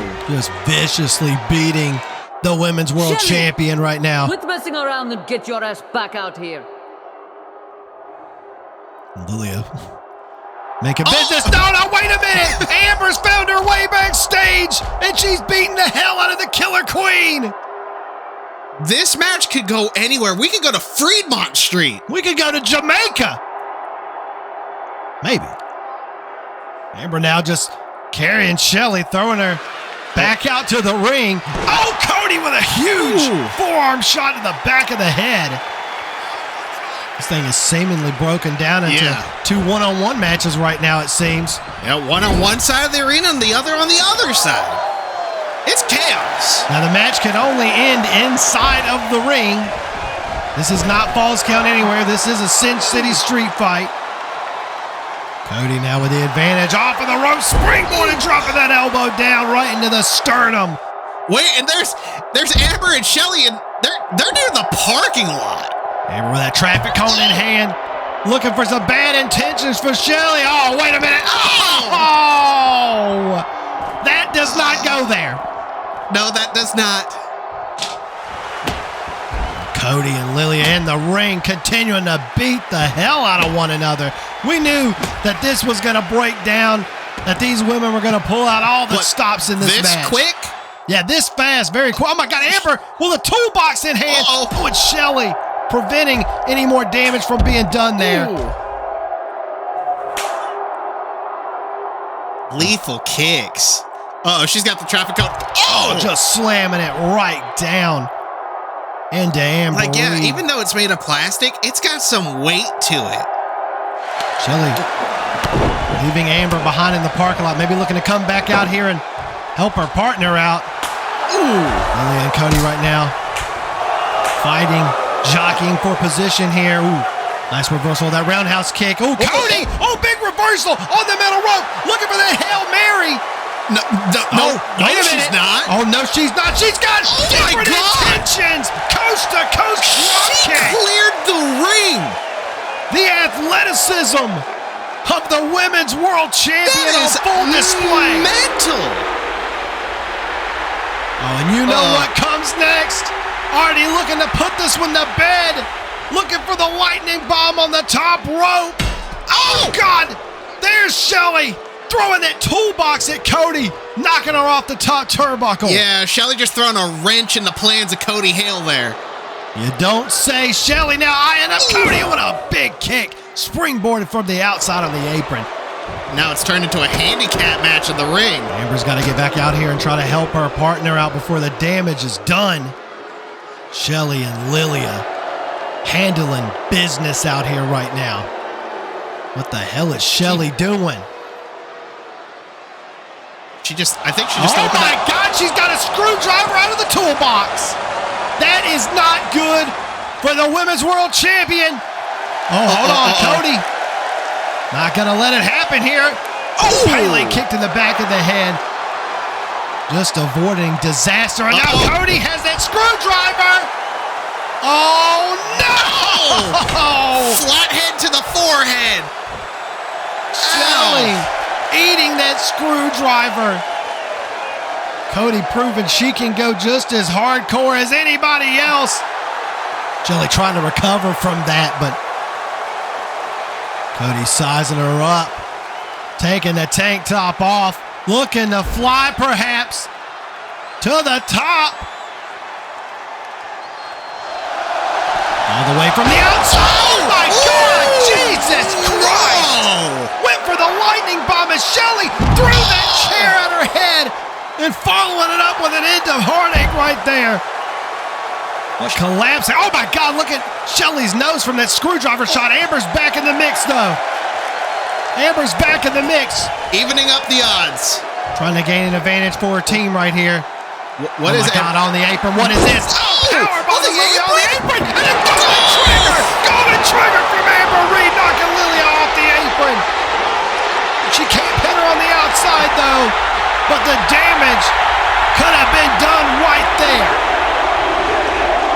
And these fans are eating it up. We got to look at this, all this again. What a turn of events right there.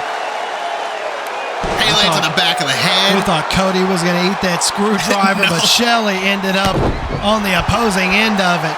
Seems that she got her right there in her nose. Oh my God. I never want to feel that, ever. But then Cody went to the top, was looking for the lightning bomb off of the top to the outside to a standing Shelly Oliver. And somehow Shelly had enough wherewithal to pick that barbed wire steel chair up and chuck it at the back of Cody's head. And then following it up with an end of heartache right here on the outside. That could do some major, major damage to the champion. But Amber Reed came back and caught Lilia off guard. Pulled her to the apron and gave her a vicious powerbomb on it. And a golden trigger for her troubles. Absolutely crazy. This match has been mental so far. Shelly. And back into the ring. And her and Amber meet on the apron. What is going to happen when the Golden Ace meets the Killer Queen? Yeah, we got some guerrilla warfare going on with weapons in the middle of the ring. Both women back in the ring. Big forearm from Amber. We went for another one, Shelly, though. Oh, super kick. Not taking Amber off her feet, though. Amber trying to fire shots back. Shelly trying to do the same. Back and forth. Both women jockeying for position. Trying to get on the offensive here. Ooh, big forearm from Amber. This time taking Shelly down. Another one. Missing that clothesline. Big drop kick to the back. Shelly off of the ropes. Oh, went for a golden trigger of her own. Amber moving out of the way. Oh, she's got that light tube. Across the stomach of the Killer Queen. And she's wearing a crop top. That's all skin there. Now Amber pulling her in. Big forearm again takes Shelly down. And she's not done. She is not even close to me. Oh my God. Dropping her right on her head into the cover. First of the matchup, and Lilia breaks it up. Lilia, I feel saving it for Shelly. Now Lilia going to be taking the fight to Amber here. Those patent strikes from Baronova. God, look at Lilia's face already busted wide open here in a big suplex. Oh, she landed on a couple of those weapons. Oh, wait a minute, Lilia. Looking for that cross arm bar. Trying to get the Golden Ace to submit here, to tap out. Center of the ring, Amber's got nowhere to go. She's going to have to fight her way out of this. Lilia would love to ruin the live spectacular debut of Amber Reed. She'd love nothing more than make Amber tap. Wait a minute. Cody with the barbed wire chair, breaking the hold up. I think Vegas liked that. Amber rolling to the outside, Lilia rolling to the outside. Both women trying to recover here the best they can. And God, the blood continuing to gush and pour from the head of Lilia Baronova, and Cody coming in hot, knocking her into a barricade. Tope Suicida. And everybody is back to the outside, and only one person standing tall. Cody back in the ring. Surrounded by all those weapons that she brought with her, all her friends. Hold on, Shelly trying to catch Cody off guard. She doesn't see her. Cody back in the ring trying to recover. Shelly coming in hot. A huge knee to the head of the champ. Oh, wait a minute. Maybe looking for that bites the dust. Oh, and she gets it. Will that be it into the cover? Shoulders down. Oh, and Lilia pulling the referee out of the ring. What the hell is she doing? What would she do that for? Shelly could have had the match won right there. Yeah. Why? Lilia wants all the glory for herself. She wants to pin either Cody or Amber. And now Shelly and Lilia arguing on the outside, and rightfully so. You mentioned it earlier. It was a matter of time before it boiled over. And it's oh! Amber Reed with the drop kick, knocking Shelly into Lilia. And now with this taking place, all bets are off. Everybody's down. Oh my God! Oh, no. Oh. It's Sophie! Is she coming out to cash in the key to the kingdom? You talked about that heist earlier. This could very well be the sequel. Ocean's 12? Sophie coming out of the ring with the key to the kingdom. And she could cash that in at any time. Tommy, I think she's going to. This is kind of smart. But it's going to come to. Oh, just smashed the briefcase over her head. And now Sophie beat down the Women's World Champion. Well, we're talking about everybody having eyes on the Women's World Championship. This person here she's got an opportunity to... Over Cody's head, and Sophie seemingly looks to be able to cash in right now and become the new women's champion. Yeah, she's telling Darnell it's time. She's going to cash in on the trash can in the back of the head. Amber Reed again ruining Sophie's opportunity in her moment. And that briefcase over her head. I know that there's a couple people that aren't happy that Amber's doing this again. Sorry, Nathan. Oh my God, a golden trigger to Sophie. Amber, she's not even in the match. Like I said, everybody wants a shot at that world championship. She's got a guaranteed one in that briefcase. And she's getting tossed out of the ring now. Amber seemingly saving Cody's championship for a second time here. I can't believe it. Threw the briefcase out. Amber again saving Cody's tail. You know, she threw a trash can at her, and now I think she's looking to take out the trash. Poor Sophie. Don't have a pot to piss in or a window to throw it out of. Well, it's Vegas after all. There's quite a number of people that don't have that here. And Amber taking her all the way to the back. Lily and Shelly coming too here. Oh my God, Lily just knocked Shelly out! Stupid bitch! I'm tired of you getting in my way. You're useless. Useless! Man, Lilia just smacking Shelly Oliver in the mouth. That's her own partner. Well, that partnership has seemingly come to an end from what I can believe. Man, this chick's ego knows no bounds, it looks like. She wants the glory for herself and going underneath the ring to look for another weapon. What she got in her hand? What does Lilia have now? I think that's a bag. God, what's inside? Thumbtacks, glass, we've seen some diamonds? Diamonds! Those are a girl's best friend after all, and we are in Vegas. Oh my God, what is Lilia looking to do now? I don't know, but that is at least maybe $30,000 in the ring worth of diamonds? I could be wrong. Dad used to be a jeweler. Who knows? Who even knows if they're real or fake? I know one thing. They're still shaped like them, and they're going to hurt like hell. It's Cody about to come off of that top rope into those diamonds. Hold on, Cody trying to fight back, trying to fight it off. Oh, just tripping Lily on that top rope. Base full of turnbuckle. Cody to the turnbuckle, coming in hot. Ooh, went for the double stomp and missed. Lilia trying to take advantage, shot to the gut, pulls her in. What is this? Over to the diamonds, Lilia. Went for the powerbomb, but no, got reversed. Right into the Hail Mary, and Lilia. She's on the diamonds. Back first into the diamonds. Oh no. And Cody in the drop zone, looking for the line now. Crash and burn into the diamonds. Someone stuck in her back. She is bedazzled. Holy shit is right. Is this what this crowd is chanting? God. This could be it. This could be the end for Cody Hale. Lilia. Oh God, looking to lock in that STF. Looking to lock in that submission. There's no rope breaks in this matchup. If she's gonna tap on those diamonds, and that's gonna hurt even worse. Cody's gonna tap out, pass out, or get out, and it's one of the three. What's it gonna be? Lilia cranking that pressure back on the champ. It is cinched in. Cody bleeding like a stuffed pig. Lilia as well. This match has been absolute chaos. Oh no, wait, Cody.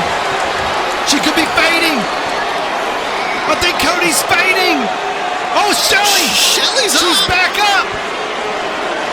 Oh, what is she gonna do? She's got that barbed wire kendo stick right across the chest of Lilia, and she's taking her down. And payback is a dish best served cold, and she's beating the hell out of Lilia. Shelly has had enough of this abusive relationship, and she has broken the shackles with a barbed wire kendo stick. It seems that Shelly might have given up the opportunity for her team to win this match by breaking the STF of Lilia's, and now Shelly looks like she's out of here. Oh, but make sure you say goodbye to Amber on the way out, Shelly. Amber and Cody, it would be wise to let her walk away and to finish this thing off. I think they both come to terms that the real issue was Lilia Baranova and not Shelly Oliver, and Shelly finally breaking that cycle. Well, it seems that Lilia has got to go at the rest of this match by herself. And this is not a handicap match I would want to be on the losing end of. No. Not at all. Lilia's an absolute mess right now. What does Cody have in mind? She's got her on the shoulders. Oh no, a tombstone on the barbed wire chair. Oh, and Amber looking to hit her with the assist. Good God. A dynamo driver from hell.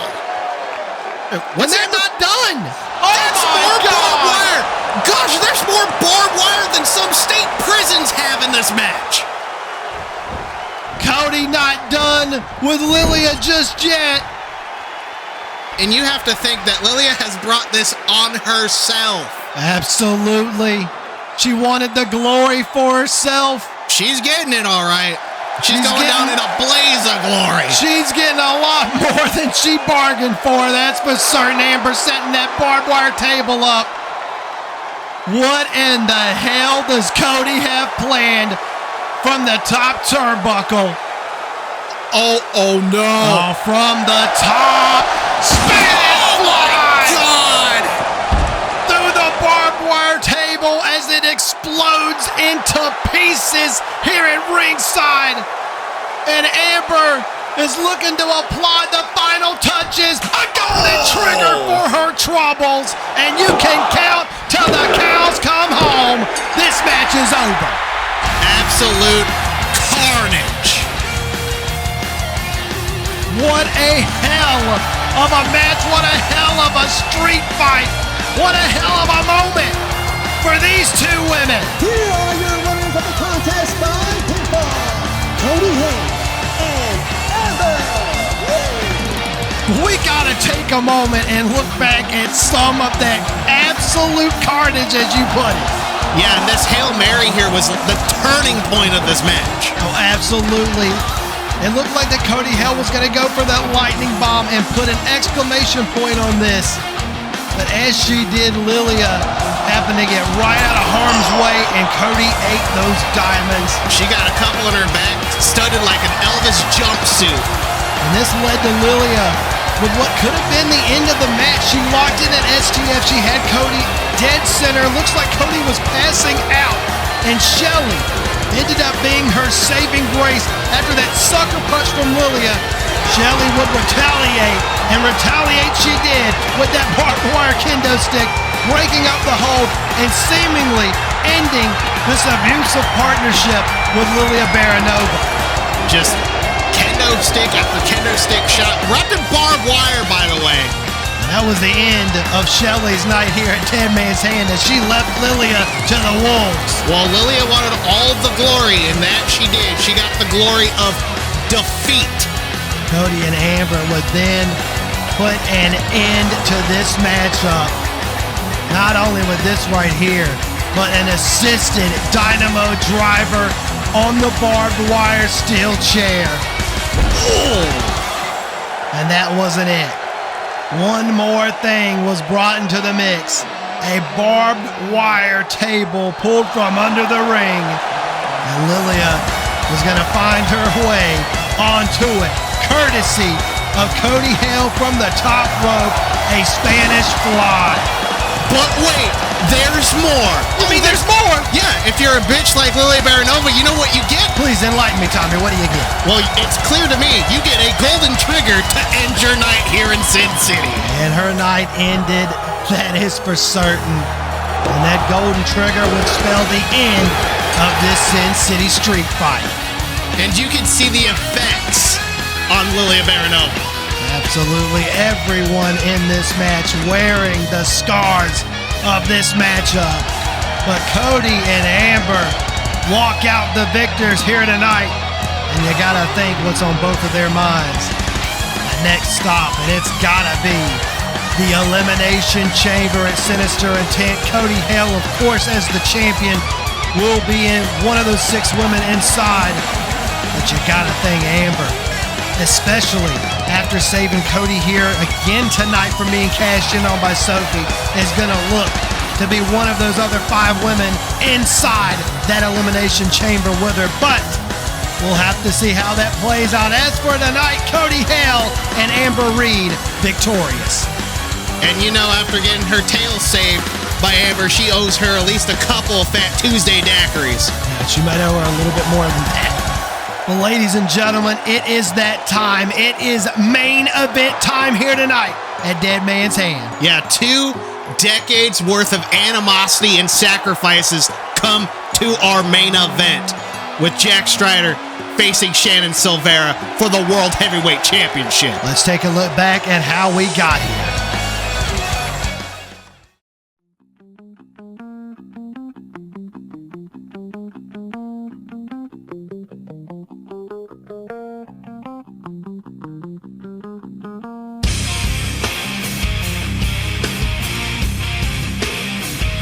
I was ready to embrace what I earned until Jack Strider jumped me from behind like the bitter old bitch he is.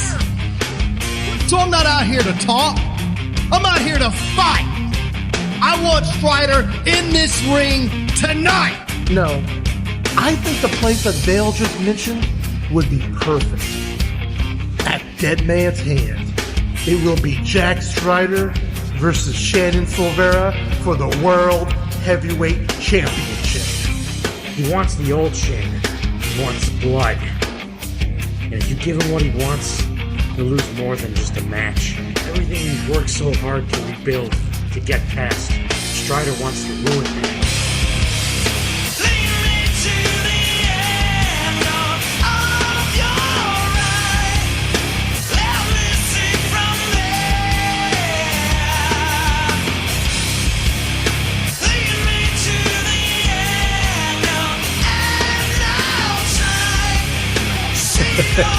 I get it. You want to punch me, don't you? You want to beat the living hell out of me. There is nothing more I would love to do right now than to knock that smirk off your stupid face.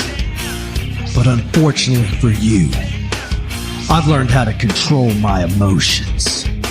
You see, that's the difference between the boy who stabbed you in the back years ago and the man that you're gonna face at Deadman's Hand. Mark my words. You and Genesis are gonna pay for what you did to me. You wanna talk about old Silvera? You're gonna get him. Because when that bell rings, just remember one simple thing, Jack. There is no redemption without blood.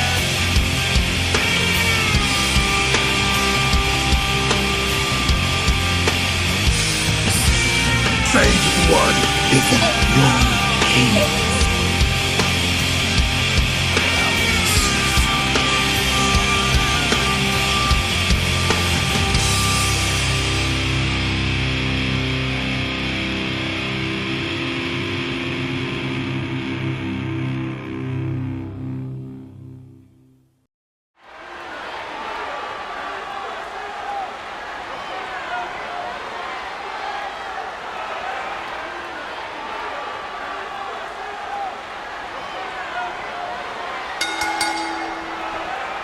Ladies and gentlemen, tonight's main event is set for one fall, and it's for the SWW World Heavyweight Championship.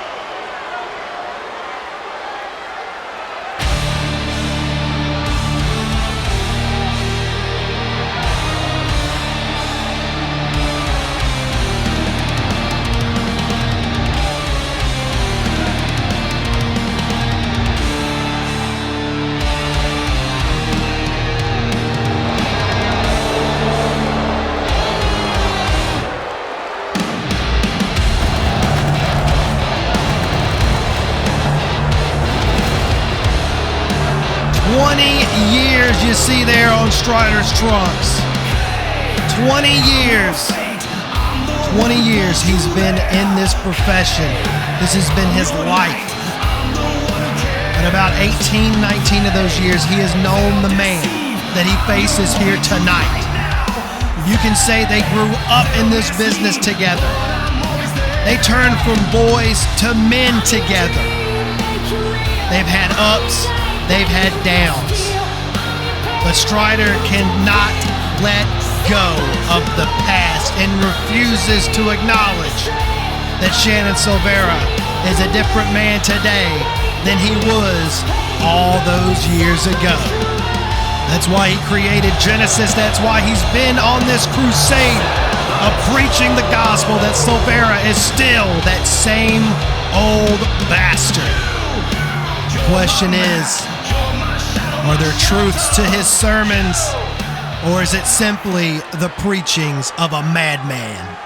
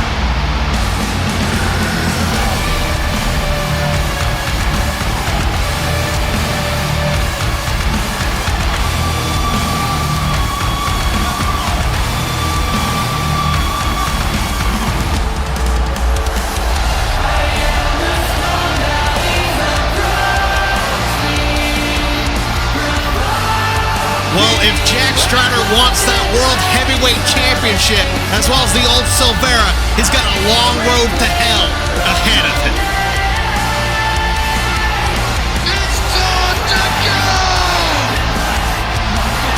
It was not enough for Jack Strider and Genesis to be dragging Shannon Silvera's name through the mud, but they had to resort to evil tactics and play despicable actions trying to turn Thane Blackwood against Shannon Silvera, a man who is like a son to Shannon, but then flat out assaulting him barbarically in front of Shannon, who now because of that, Thane Blackwood's out indefinitely. You can guarantee one thing. Wherever Thane's at right now, he's watching on and hoping that Silvera beats the absolute brakes off of Strider here tonight. And the good thing is we saw earlier in the night, Genesis was banned from the arena. So this will finish just as it started all those years ago, between just these two men. There is so much that has led up to this, and it is time for the biggest meeting for the richest prize on the VWN.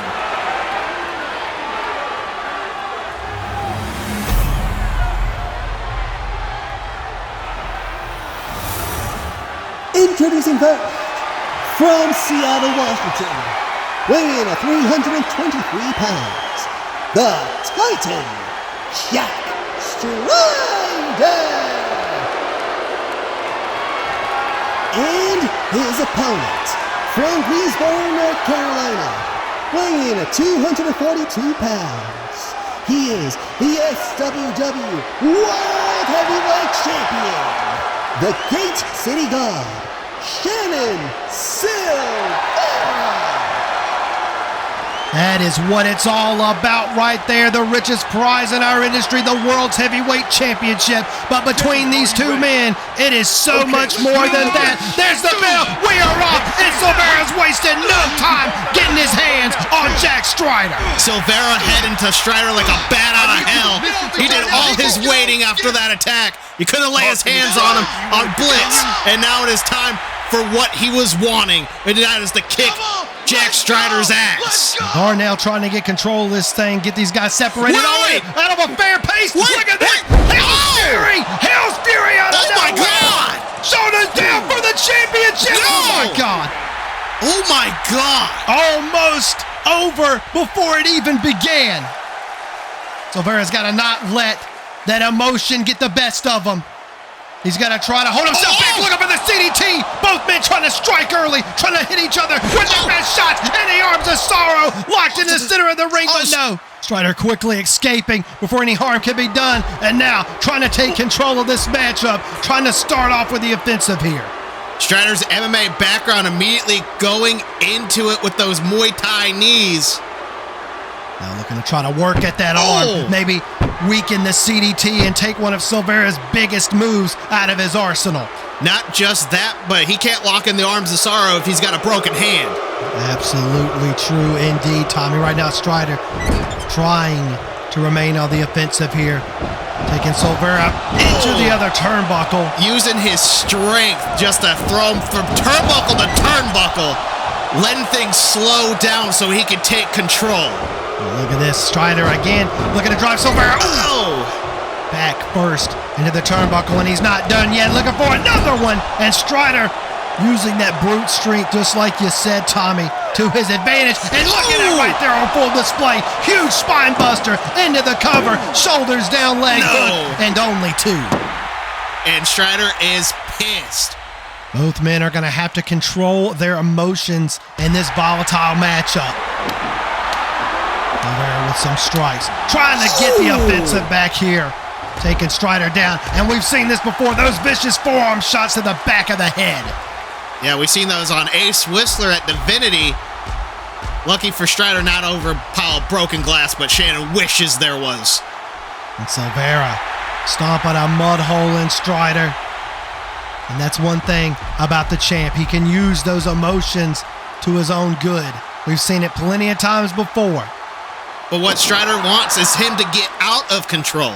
Because once he gets out of control, that's where Strider will reside in that domain. And Strider now looking to wear down at the core here of the champ. Got him locked in a bear hug. Focusing on that back that he hit the spine buster on. And Silvera trying to fight out, throwing those elbows in the back of the head. Backing Strider up to the ropes. Trying to force a rope break here if he can. Big elbows raining down on Strider. Just throws Silvera over the top rope. That is one way to break up a submission hold. That is ring awareness courtesy of the Titan. Take another look at this. Silvera raining down those elbows on Strider's head. He had no choice but to just chuck him over the top rope. And a brutal fall from the champion right there. Strider not giving him any time to recover, smashing him in front of the faithful right here. There is no rest for the wicked in this one, and there is nobody more wicked than Jack Strider.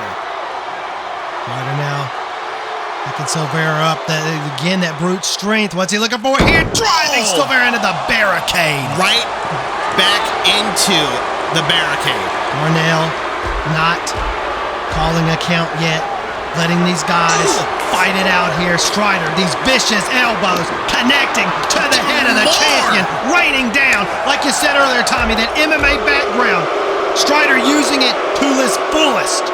You're talking about Darnell not initiating the count. He is using his discretion because he knows that we can't have a draw or a count out for this one. Now Strider, look at this, letting Sin City know what he thinks of him. They know pretty much. Nowhere, like he was shot out of a cannon with that suicide dive. He sent Jack Strider face first into the barricade. Strider might be missing a tooth after that. And Silvera not done yet, firing off those educated feet. He can Strider in the barricade and a big clothesline. These two beating the absolute hell out of one another. Now Silvera on the barricade, tightrope walking, and what the hell has he got in mind here?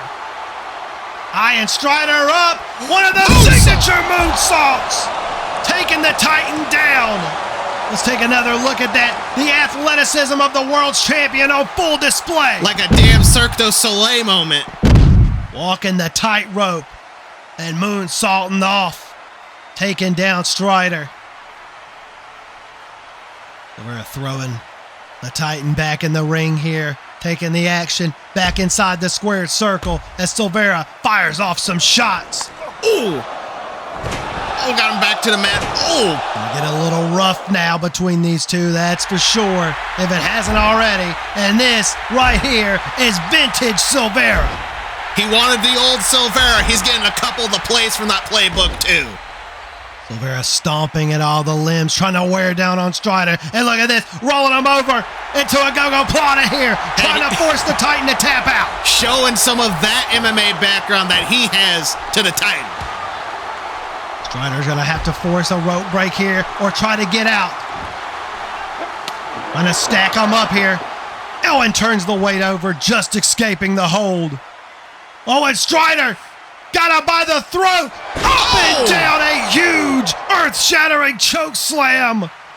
Into the cover, leg is hooked for the championship, and only two. And now Strider pulling out old plays, 2 decades worth of them, onto Shan Silvera. And we hadn't seen that choke slam in a long time, but that spine buster, we certainly have. Strider's main focus is on the back of Shannon Silvera. So on the core of Silvera is exactly what he's focusing on, and you can guarantee another Hell's Fury could easily be the end of this one. We've already seen Silvera survive one. Can he survive another? Oh, and another chop. Vicious knife edge chops. Silvera on the top rope. Oh, Strider looking for a chokeslam from the top. Well, Silvera pushing him off. Getting out of harm's way, and Silvera comes flying in! A huge tornado DDT into the cover! 2! Oh, and no, Strider gets the shoulder up. We gotta take another look back at this beautiful tornado DDT, spinning around like a damn roulette wheel, planting him right to the mat. Center of the ring, but was not enough to keep the Titan down. Now Silvera raining down those shots, stomping away at Strider. Driving those boots like he's driving an F-150. And Silvera's feeling it. This crowd is into it. They are behind the champ, and now a triangle choke applied. Going back to the MMA style holds, this city notorious for its MMA history. A little bit of MMA background, a little bit of BJJ, but right now, Strider is going to have to get to one of those ropes or try to do what he did last time. Oh my God, the strength of the Titan! Sit out powerbomb! Shoulders down, close, but no. Strider again, using that strength to his advantage. Now stalking Silvera, what is this? Coming at him, strength over going again. Back to the arm. Back to the arm again, off of the ropes. Ooh, missed that big boot there. And super kick from Silvera takes him down. And again, looking for the arms. Looking for the arms of Sorrow, but no. Yeah, he couldn't lock it in fully because of that arm. Strider also just a lot more bigger than Silvera is. Oh my God, the strength! Strider's momentum used against him. A hell of a spine buster from the Gay City God. And now Silvera is going to work. Given more boots than chips on a casino table. Darnell trying to get Silvera out of the corner, but he's a man possessed right now. Stomping the hell out of Strider and letting him know what he thinks. Silvera's emotions are at an all-time high, boiling over. He is absolutely possessed right now. And speaking of, he may be looking for that Tyrant Lancer to put down the Titan. Coming in hot over the up kick. Blocking that Tyrant Lancer. And Silvera could be in in trouble. no. Strider looking for Hell's Fury, looking to put down Silvera. One more could do it, and now, my God! Inverted Frankensteiner! Into the cover, too! Oh, no! What in the hell did we just see? We thought another Hell's Fury was in store, but Silvera reverses into an inverted Frankensteiner. Absolutely crazy. This crowd here in Sin City on their feet as this thing is just heating up more and more. And speaking of, Silvera going to the high rent district. Look up for something. Big time frog splash. Straight into the cover to retain the championship. No! But he is being smart, using his speed and athleticism to attack Strider at all different angles.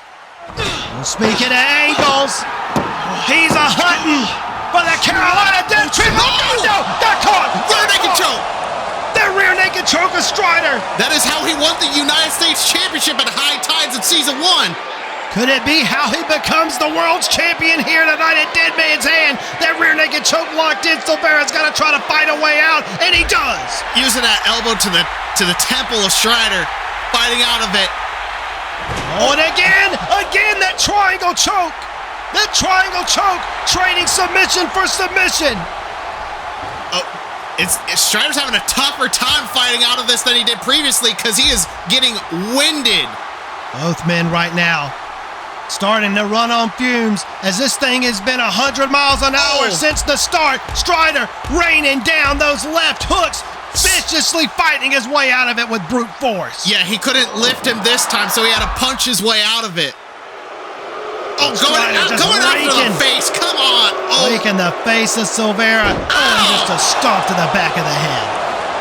Strider maybe trying to slow things down here, catches brow. Hold on a goddamn minute. Hold on a minute. Strider taking that turnbuckle pad off, exposing the steel beneath the turnbuckle. And now looking to, just throw Silvera face first into it. It is referee discretion. That's true, but this may be a little too far, and Darnell seems to have a problem with it. And I for sure don't blame him. Yeah, so I removed the turnbuckle. So what? Who do you think you argue with here? I'm the referee. Darnell, you have one job. Don't think I'm going to let count this the pinfall or the submission. Emotions are running at an all-time high in this one. Strider and Darnell just arguing back and forth. Strider trying to justify his case, trying to break the rules and bend them. However, he sees fit. CDT out of nowhere into the cover to retain the title. 2, 3. God, no. So close. Out of nowhere, the Carolina Death Trip strikes, and I think Silvera might have an idea with that exposed turnbuckle, and turnabout is fair play. We're talking about old plays. This one is a classic. No redemption without blood is what Silvera said. That's what Strider wanted, and that's what he's getting. And he's busted wide open for his troubles. Blood for blood, the debt has been paid, and now the arms of sorrow are getting applied. The arms locked in, but Strider, he's so big it's hard for Silvera to get that grip around the face, but he's got it. And Silvera, with it locked in, Strider's just crawling, trying to get to one of those bottom ropes and force a break here. Yeah, but Silvera arching back too, applying pressure onto that lower back. Silvera trying his damnedest to keep the pressure on, to keep the arms of sorrow locked in, to force Strider to tap out. The longer that Strider's in this, the bleaker his chances of becoming champion are. Look at the strength of the Titan. Now he's crawling. He's trying to get to those ropes. He's trying his damnedest. Oh, he's already forcing a break. Wait, hold on a minute. I didn't see him touch the rope. I didn't even see him touch the bottom rope. I'm not entirely sure. I think I saw his hand go underneath the rope. Yeah, as much as I don't like Strider, if his hand was under the rope, it is a rope break. And even though if Shannon did not see it, that still constitutes it. Hey guys in the truck, can we get a playback on this and a replay just to see where that hand was? Yeah, absolutely. We need to see exactly where Strider's crawling towards the rope. He's in the arms of sorrow. Yep, he does. Yep. He just breaks the plane. barely finger over the line. It does constitute a rope break, but I understand the heat of the moment and everything, and Shannon was looking up. He couldn't see it, but it does constitute that rope break. So Darnell is in the right on breaking the hold. Absolutely. I mean, it makes sense. Obviously, Silveira, heat of the moment. Emotions are high. Darnell trying to fix the turnbuckle. Oh, come on. Strider doing any damn thing he can to win this matchup. A low blow, and now looking for Hell's Fury again. Not this way. Center of the ring. Darnell getting to the cover. 2. Oh, Silveira just kicking out. His shoulder was up. Shoulder was damn it, Darnell. Oh, and Strider's heated. It's your fault, jackass. You took the turnbuckle pad off. He costed himself on that one. Oh, absolutely, but it should have never have led to that to begin with. Strider took the turnbuckle pad off. That caused the distraction, which led to the low blow, but thus, this match continues on. Now, Strider's got him set up on the top rope. What's he looking for here? Looking for a superplex from the top, perhaps. From the top, he does. Oh, and Strider hangs on. Oh, my God, into the rear naked choke. Oh, no. In the center of the ring. It could all be over here. Strider's got it locked in. Silveira's got nowhere to go to try to force a rope break. I think he's fading. Oh, no, he's still got a little bit of life left in him. He's trying to get out of this somehow. But Silveira has got to fight. Oh, those elbows. Oh, and turn it into a cover, into a pinfall, into a pinfall. 2. Oh, so close. But not enough. Super kick, and both men are down. A last-ditch effort, a super kick from hell, but Silveira might be gassed at this point. Holy shit is right. Damn right, Vegas. We got to take a look at this. This superplex from courtesy of the Titan and going back into a rear naked choke in the center of the ring. It looked like Silveira had no way out of this, but he turned it into a pinfall. Strider was forced to relinquish that hold there, or Silveira would have retained from that pinfall. And then just like that, a super kick from hell, as you called it, sending both men down back to the mat. What is it gonna take for one of these men to give up? Both of these men running on empty, using their last-ditch efforts to put away one another. Both men trying to recover. Coming to. You can see the effects of this grueling matchup. Oh, on the face of both men, and now just trading bombs with one another. Who is going to outlast? Who is going to survive?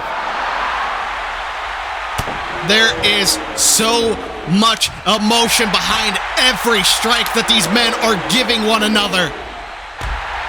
For every backstab, every betrayal, every sneak attack, every grief that they've given one another. Both men with closed fist shots, not backing down, and this is what it came to. A hockey fight, eat your heart out, Golden Knights. We got some vitriol in this one. Silveira suddenly winning the exchange, looking for a pile driver. How did he use the tights? Leg is hooked. 2. Oh my God. Strider somehow getting the shoulder up after being spiked on his head. And now Silveira recovering for a moment. Strider pulling himself up on the ropes. Maybe wondering where the hell he's at right now. Oh, Shannon's got a target locked in. Coming in hot. Oh no. Getting thrown over the top rope. Strider coming in. Got caught though. Got caught. Oh, what, and now. What is he doing? What in the hell is this? Oh my God! Destroyer on the apron. A destroyer straight from the Carolinas. Silveira. That might have taken everything out of him to get a man of that size and stature up. You are damn right, Vegas. Holy shit, indeed. Darnell forced to make a count now. These guys are taking each other to the absolute limits. They're beating the hell out of one another, and they wouldn't have it any other way. Both men down, both men beaten, bloodied, and exhausted. And Darnell forced to count here. We are at a count of 6. Somebody's got to get back in the ring, break the count, get to your feet, get in the ring, something. We're at 8. They're both stirring. Oh, both? Yep, they're both getting up. 9, both men are up. Silvera into the ring, breaks the count. Strider right into. Went for the CDT and looking for it, got nothing. Go for House Barry. Big forearm from the champ. Missed the one from the back. Oh my God. This one all over the place. Oh my God. Darnell, that again. Silvera thrown into Darnell. Oh, looking for Hell's Fury. Looking for Hell's Fury. Silvera raining those shots down, fighting out. Fighting out. And a CDT. But Darnell is down. Was that intentional or not is my question. Silvera just trying to recover. Trying to pull himself back up. Exhausted all his efforts for CDT. Both men are down. Oh, wait a goddamn minute. What the hell? What the hell? That's Bruno Caldwell. That's Bruno Caldwell with a steel chair over the head of Shannon Silvera. Why? What is this piece of shit doing back? You took the words right out of my mouth, Nathan. What the hell? What the hell is Bruno doing here? What is he doing back? And now Strider has the champ. Oh no. Fury. What the hell is this about? Strider thrown to the cover. No. Silvera got a steel chair caved in his skull. I'm so... Why? Why is Bruno back? No, Darnell. Into the cover. No, wires are too. No, please. No, damn it. Damn it. I cannot believe this. Why? Bruno is not only back, but he's aligned himself with Strider. Is his hate boning for Silvera that big? I cannot believe this. This is how we have to end the night. This is like the worst timeline ever. This is pure, absolute horseshit.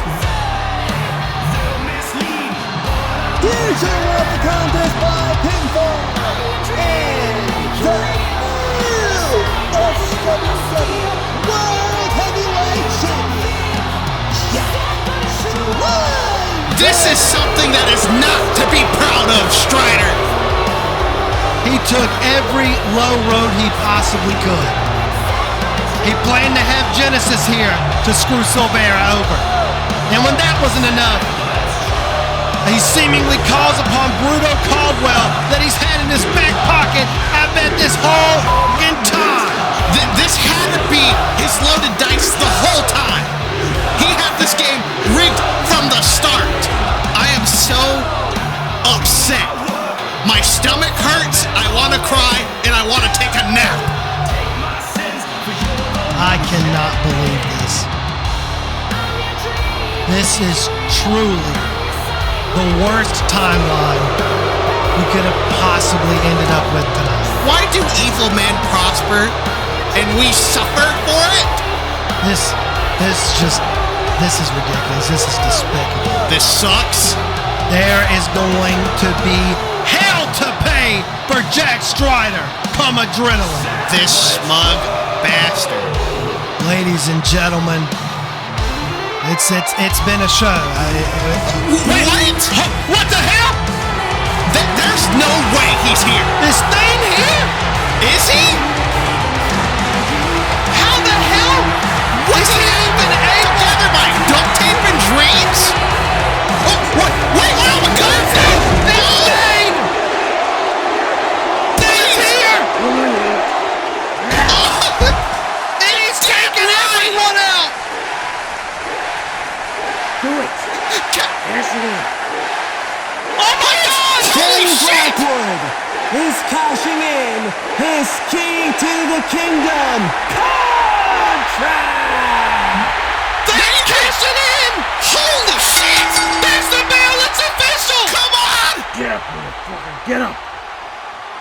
You can do it, kid! Please! He's finally taking Strider's advantage! Switch! Into the cover! 1, 2, 3! Nathan, he did it! We have a new world champion! Oh my God! The reign of terror of Jack Striders is over! It felt like an eternity, but it feels so good! Evil men don't prosper! You're damn right! Good ones survive! SWW World Heavyweight Champion! Hey, Holy shit! He did it! He finally took Strider's advice! It just wasn't on the person that Strider wanted it to be! I can't believe it! Boyhood dreams come true here in Sin City for Thane Blackwood! Heartbreaking to see Silvera get screwed, but oh how good it feels to watch the same be done to the Titan. You deserve the world, Thane!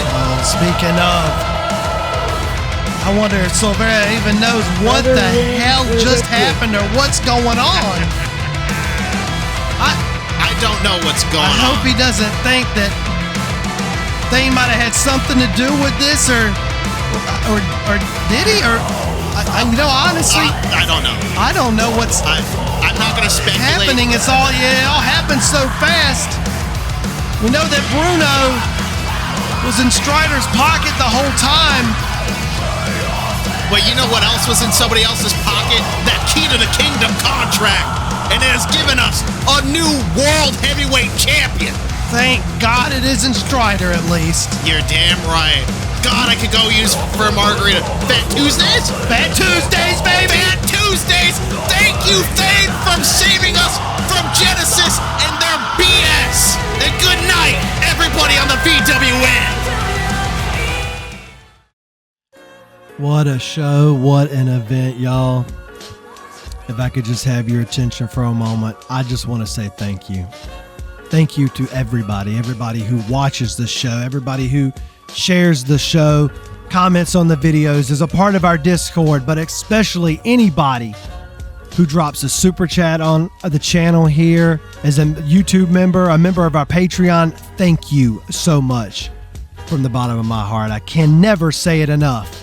But a heartfelt thank you, as always, to your support, because it's because of you guys that we're able to do what we do. It's all the countless man hours that I can spend putting into this channel, into this content, and the money that I can pay to buy editing software and any other thing that we use to make this show run at the production level it does. It's because of you guys and your support. As always, I can never say thank you enough for the privilege of being able to do what I do here, what I love to do here, what I live to do here. And I just can never say thank you enough, but I'll always try. Thank you guys for a hell of an event. And we will see you very, very soon for more content here on the Virtual Wrestling Network. Once again, thank you guys for your love and support. We can never say it enough. We'll see you very soon. Thank y'all.